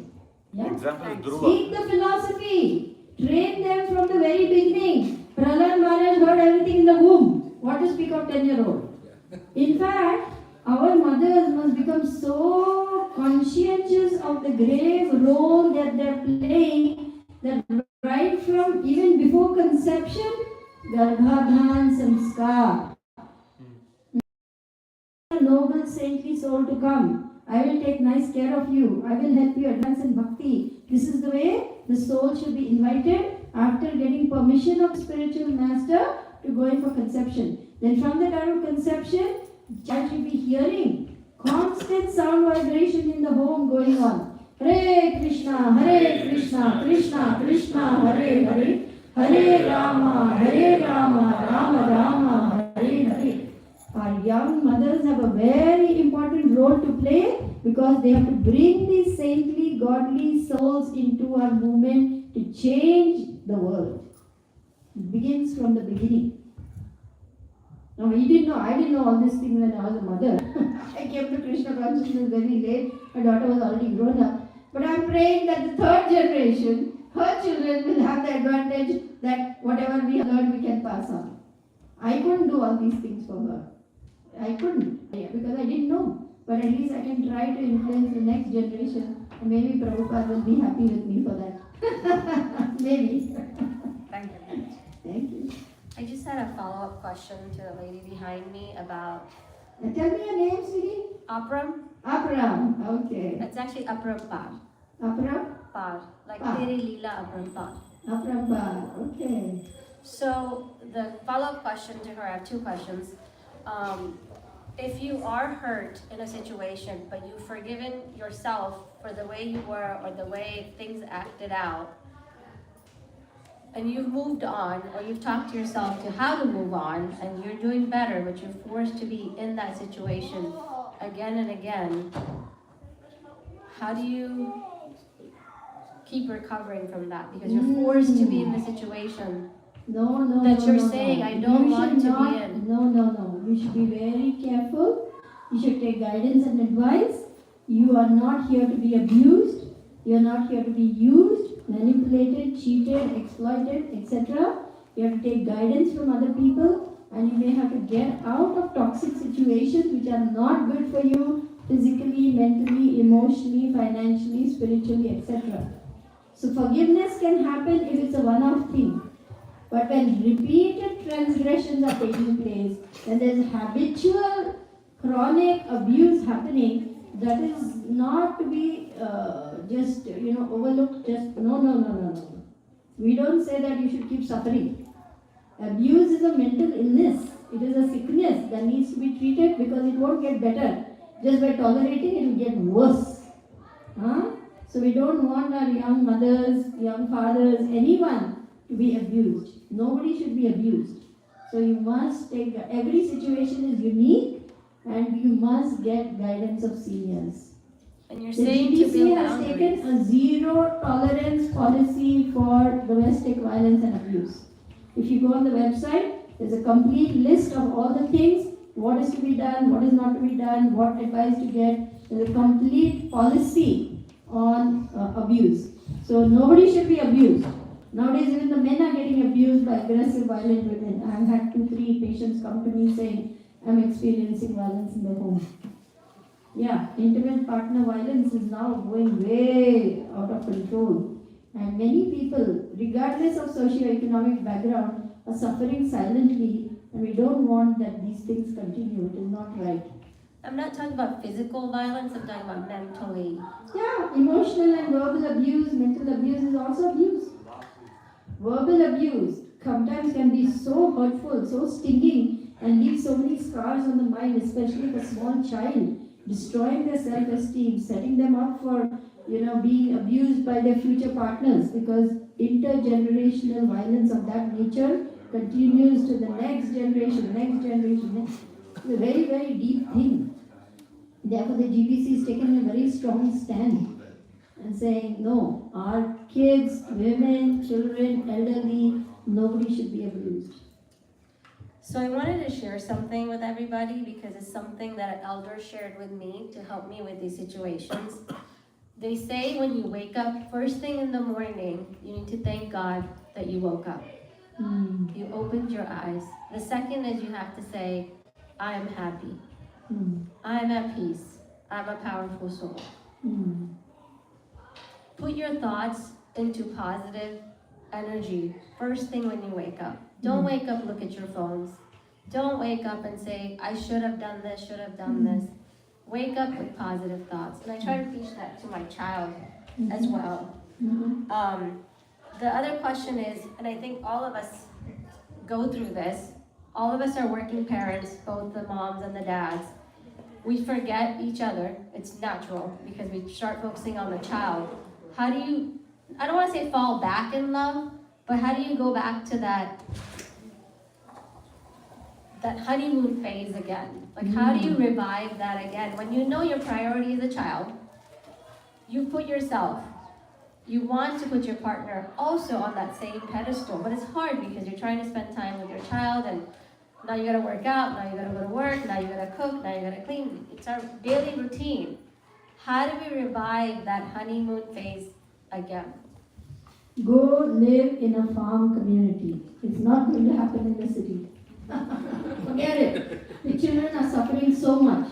I just have two mothers tell me, my kid leaves home at 5:45 in the morning, comes back at 5:45 in the evening. And after that she told me she's angry with him because he's not studying. I said, are you kidding me? The poor child is out all day, 12 hours. It's like being in prison. And now you want him to study more? My God, what are we putting our kids through? What are we putting ourselves through? The city life is hellish life. It's just a rat race which is going to give us ulcers, hypertension, diabetes, cancer, what not. It's designed to destroy us. This is how the demons are enslaving us.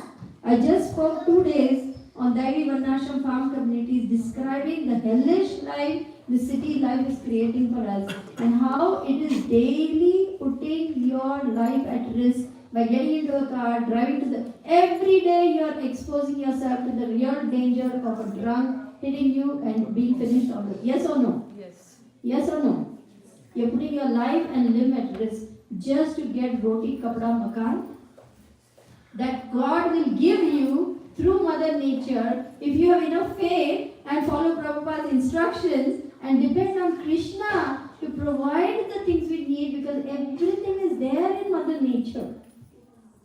So if you are thinking that I will continue with this rat race, morning to evening to noon to night, going here, doing this, so many activities, take the child here, go to school, then take him for swimming, then take him for piano, then take him for gymnastics, then take, because he has to be better than everyone else, you are setting yourself up for a life of continuous anxiety, and you are living in the mode of passion and ignorance, which is not conducive for devotional life. Devotional life is in the mode of goodness. And then we reach the mode of transcendence, which is Shuddha Sattva. We have to do some introspection. And we have to start thinking, what do I really want? This human form of life has come after my soul has gone through 8,400,000 species of life. I have got human life.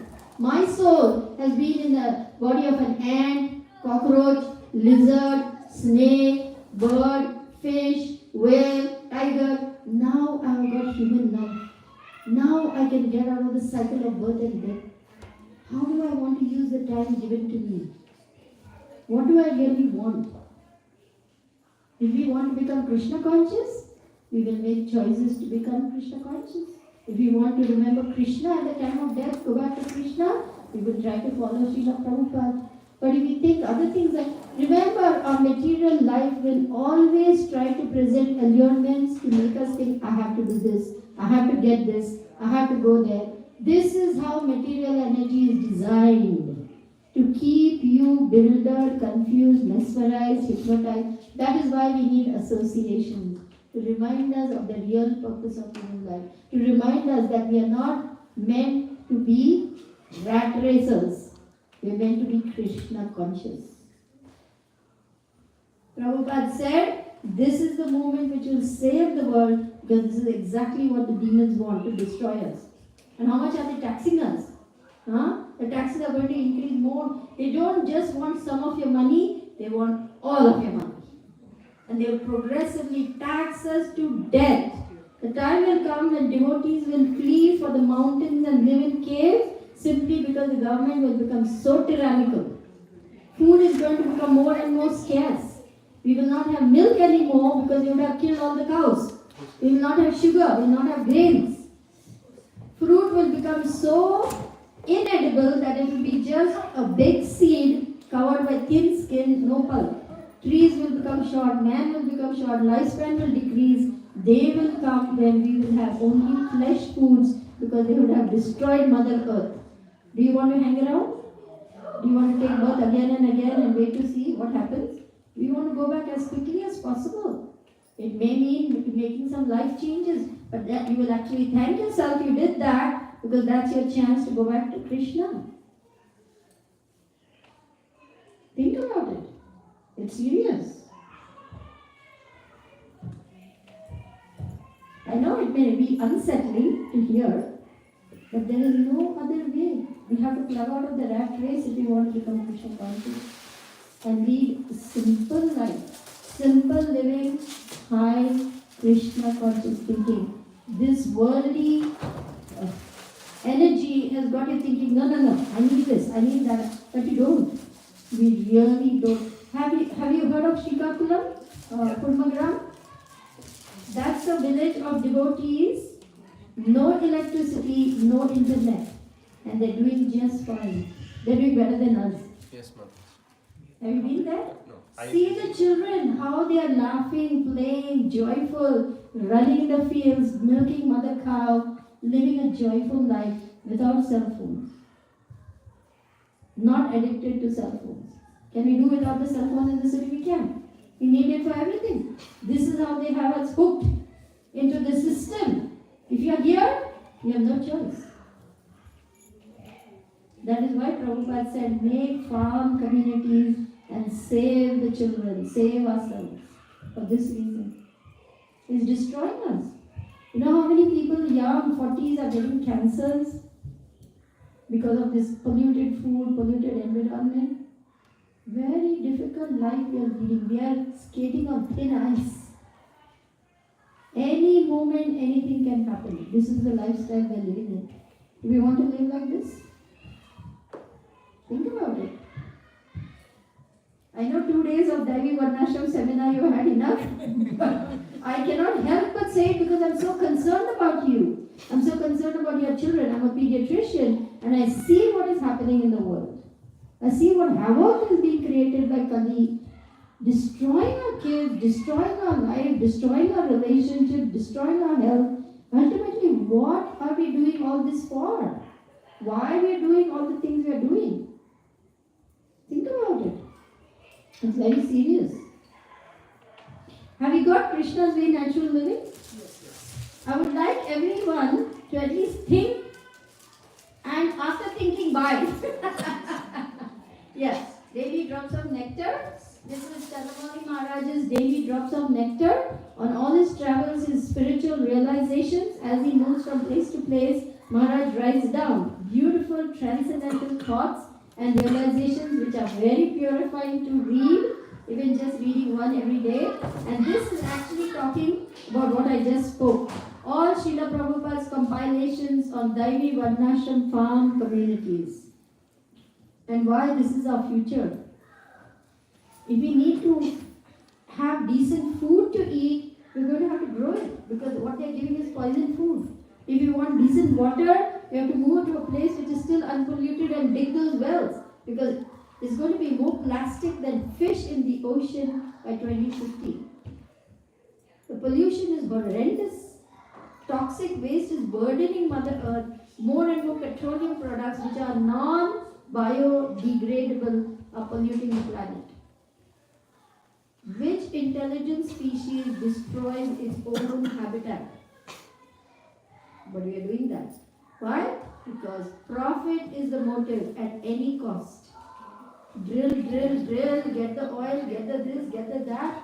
This is what is happening. Profit motive is destroying the world. Toxic waste is burdening Mother Earth.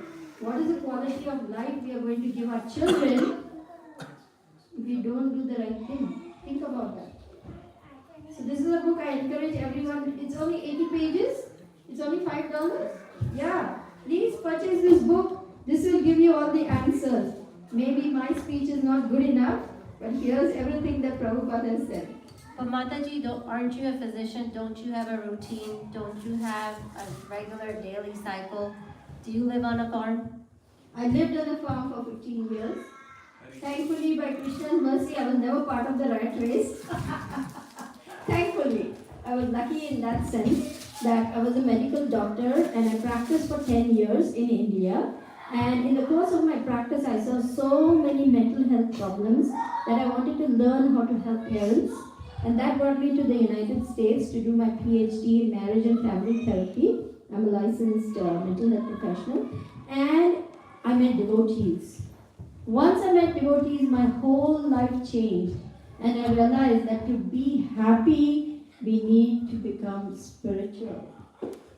We need to become spiritual. We need to become truly connected with the source of all happiness, Krishna. So my whole life changed, my thinking changed, I became a devotee, and then I decided to devote my life to the service of the Vaishnavas. So I never really, when my Guru Maharaj didn't want me to work, I asked him, so Guru Maharaj, I finished my PhD, should I go get a job, go to work? He said, why? Is it necessary? At that time I was married, now I'm Vanaprastha. I said, no, my husband works and we have enough to eat, we have a house, we have a roof above our head. So he said, if there is no need, why do you need to go to work? I said, well, isn't it expected? I mean, society expects you need to work, isn't it? He said, if there's no real need, you don't need to work. And so I used my degree to help devotees. It's not that I quit. He said, all three things are important. Take care of your home, your husband, cook nice prasadam, serve in the temple, and serve the devotees. All three things are important. So that's what I followed for the next, all this time, that's exactly what I've been following. And I always had food to eat, I always had a roof over my head, and I always had clothes to wear. I didn't really miss out on anything. You see? That convinced me more and more that I became happy. That's the most important thing. I actually became happy following my Guru Maharaj. So I said, okay, this is it.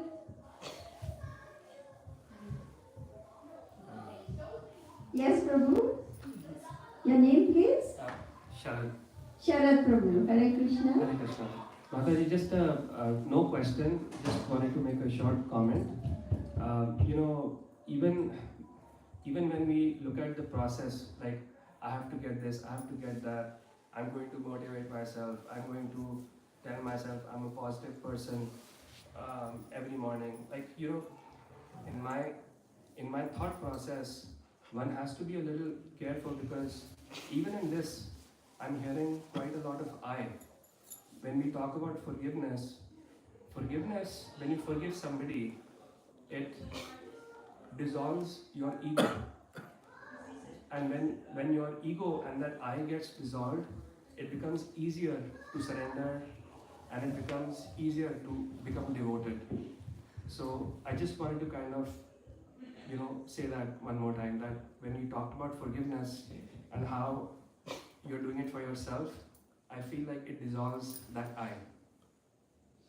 Well, we don't give up our personhood, Krishna says, never was the time when I did not exist, nor you, nor all the kings. So our false ego will dissolve, yes, but our real ego is still there in the sense that we are eternally individual parts and parcels of Krishna. We don't merge into Krishna. So forgiveness, again, like I said, is for myself to be free from whatever has happened and to dissolve that desire to get even, to remain angry, to remain hurt, to remain in feelings of resentment. All those things will be practicing forgiveness. But forgiveness, again, like I said, we must be guided in what we choose, what we want to forgive and what we shouldn't forgive. My Guru Maharaj says, minor things, forgive and forget.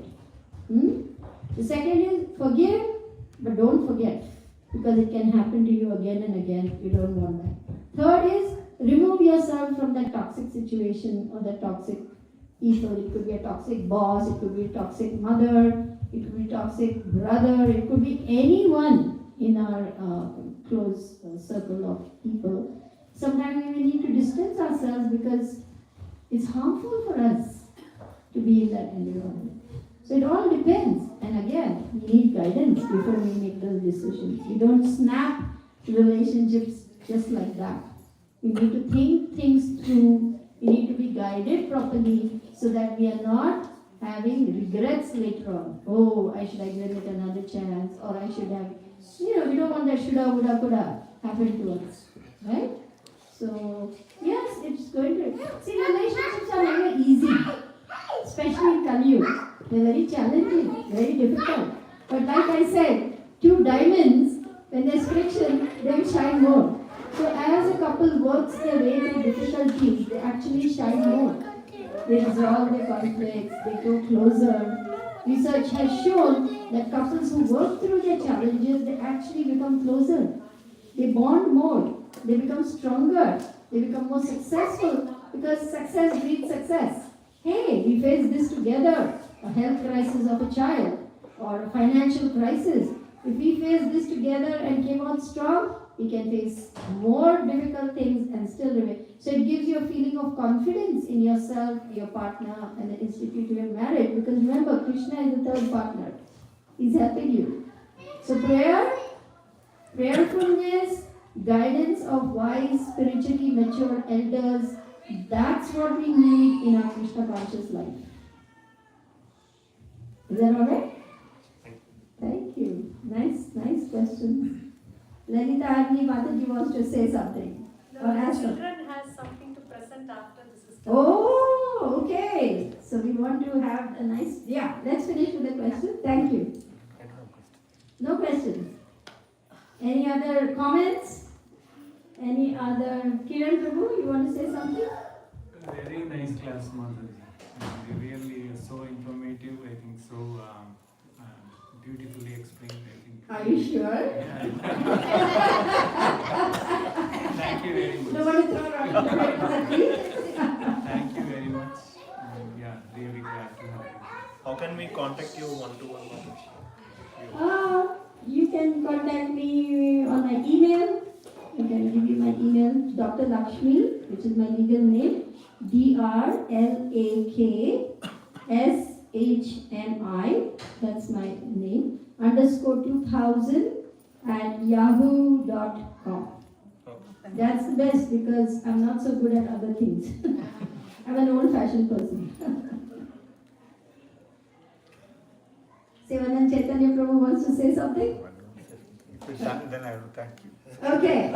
Are we done? I want to say Oh yes, Kshitija. just I want to give you all enough time because this is so important for us. I want you all to feel Krishna loves me. Devotees love me. I can overcome this. And I will be strong in my Krishna consciousness. I want you, if nothing else you get out of this, I want you to remember Krishna loves me. Can you say that? Krishna loves me and will help me overcome all my challenges. Haribol! Yes, Shikija. Hare Krishna Mataji. Hare Krishna Mataji, I echo Kiran Prabhu's thoughts. Like, it was such a beautiful discourse. Every topic that we touched on today, we all encounter it on a day-to-day basis. I could actually feel like Prabhupada is directly talking to us.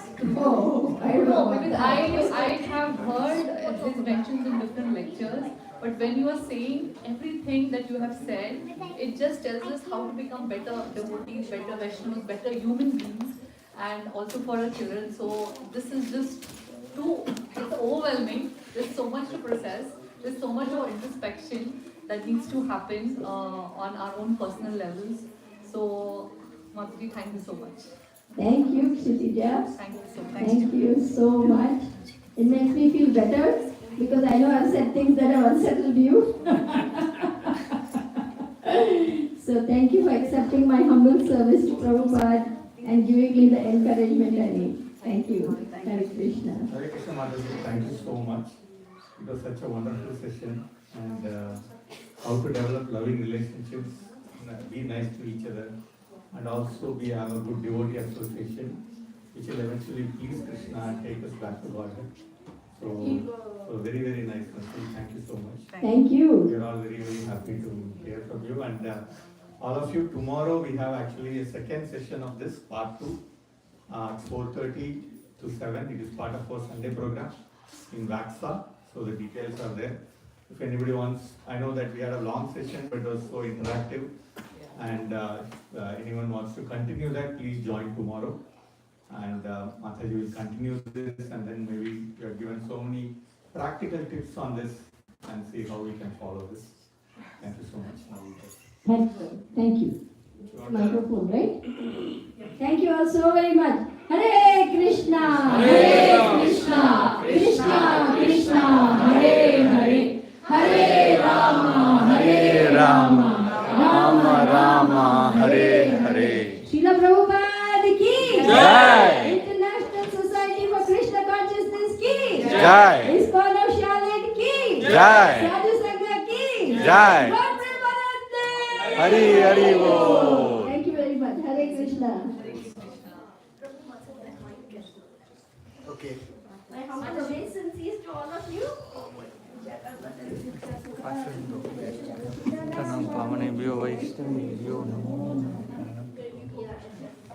My humble please pray for me.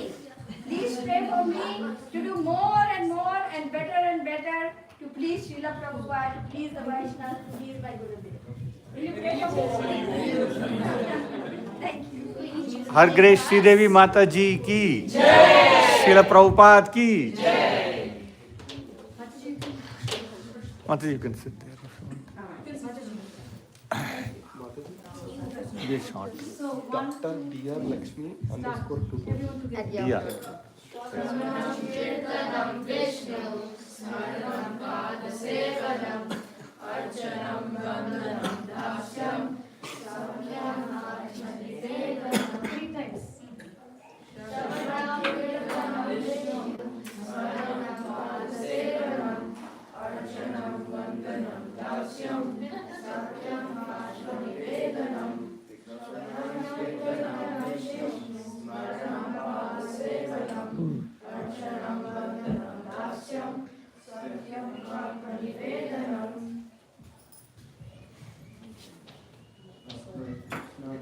This verse is said from Maharaj to his father, who is Dashipur, and it talks about the 9 processes of devotional service. The first one is Shravanam, which means hearing. Second one is Kirtanam, which means glorifying the Supreme Lord. The third one is Vishnu Slavara, which means remembering. The fourth one is Palasena, which means worshiping the Holy Spirit. The fifth one is Archanam, which is taking, offering, and arti. The sixth one is Vandanam, which means offering prayers. Seventh one is Dasa, which means being the servant of the Lord. The eighth one is Satyam, being a friend to God. The ninth one is Nivedana, which means offering yourself unto God.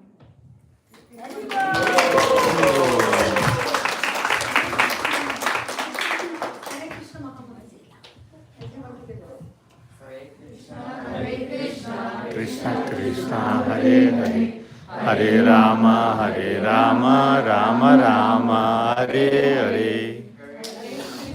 Hare Krishna Krishna Hare Hare, Hare Rama Rama Rama, Hare Hare. Hare Krishna Krishna Krishna Hare Hare, Hare Rama Rama Rama, Hare Hare. They were all very quick learners.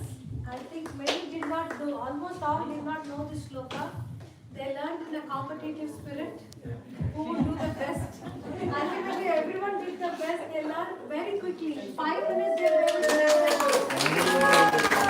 Haribol.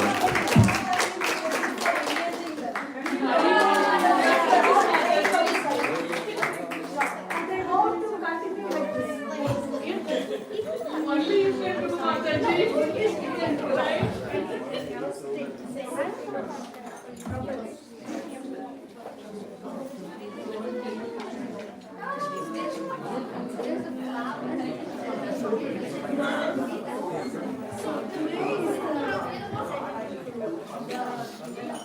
Thank you. Today is the start birthday of our dear Anita, sister of Priya Mataji. She's come from India, so let us all wish her Krishna's blessings, the very happy birthday. Many, many happy returns of the day. That's okay. అక్కడ పక్కన నిల్చోవాలి. Hare Krishna to you. Hare Krishna. Prabhu, angu vedalga. Kudu. Ayya. Hare Krishna to you. Karubhyascha Kripa Sindhu Vyayavacha Patitanam Pavanebhyo Vaishnavebhyo Namo Namah. Gitesh, happy birthday చెప్పు. Haribo.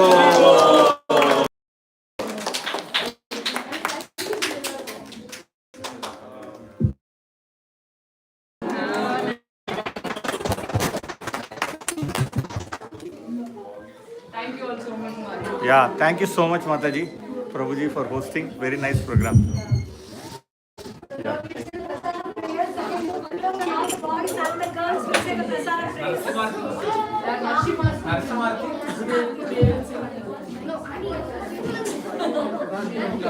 I can say. Where is the mic? Yeah.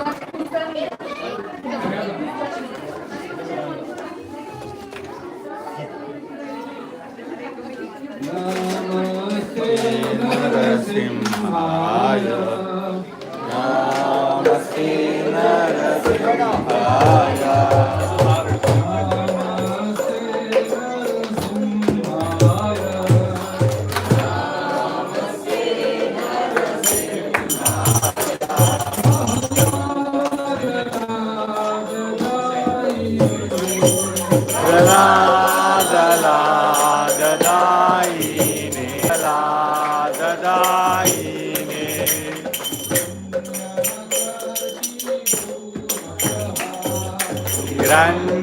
Hiranyakashi Purvashah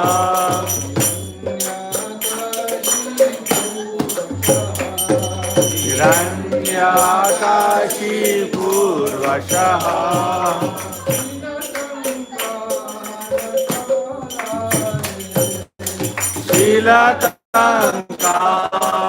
Shilatankanakalaye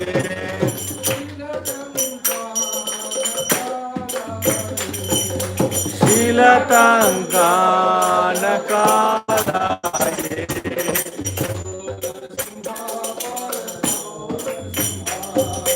To Narsimha Parato Narsimha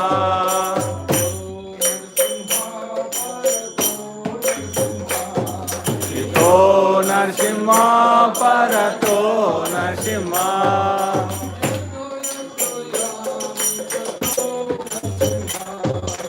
Yato Yato Yami Tato Narsimha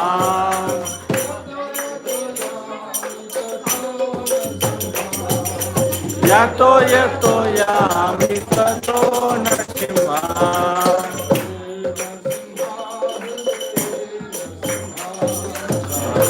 Narsimha Hridaye Narsimha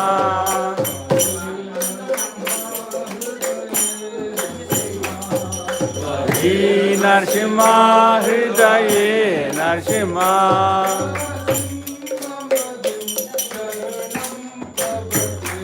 Narasimha Manim Charanam Prabhate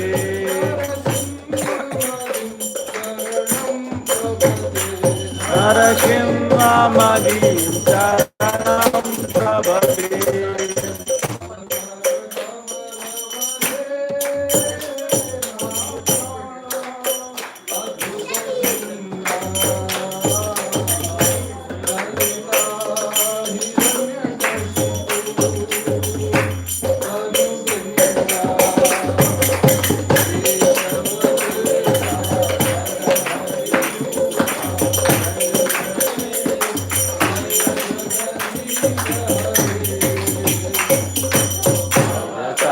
Kamalavare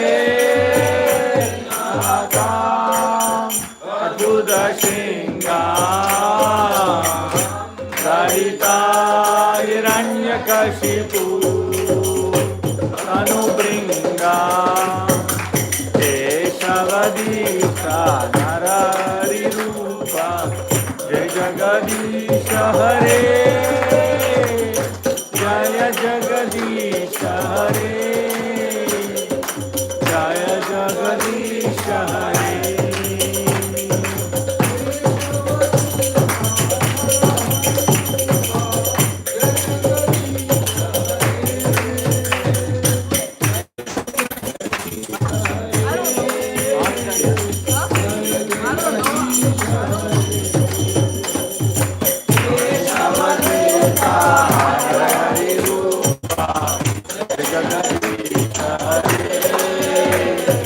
Jaya Jagadisha Hare Jaya Jagadisha Hare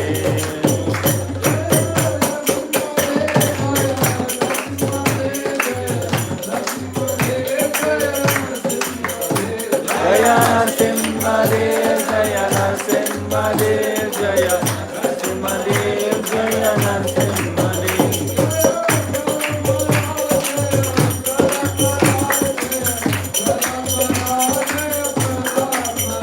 Jaya Prahlad Maharaj Prahlad Maharaj Prahlad Maharaj Jaya Prahlad Maharaj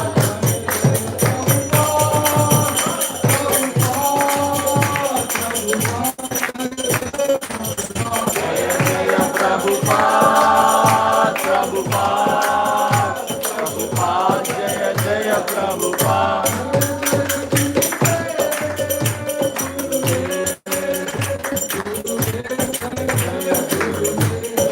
Jaya Gurudev Gurudev Gurudev Jaya Jaya Gurudev Hari Bol Hari Bol Bol Jai Gaura Hari Bol Jai Gaura Hari Bol Hari Bol Hari Bol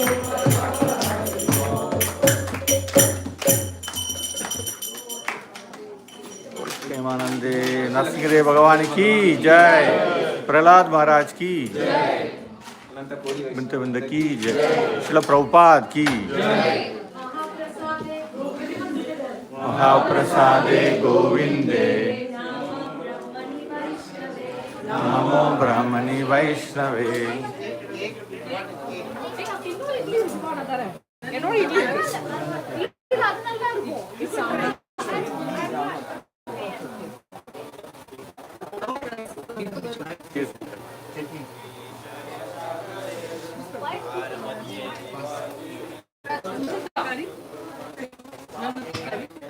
You want rice? What about this sweet? Curd rice.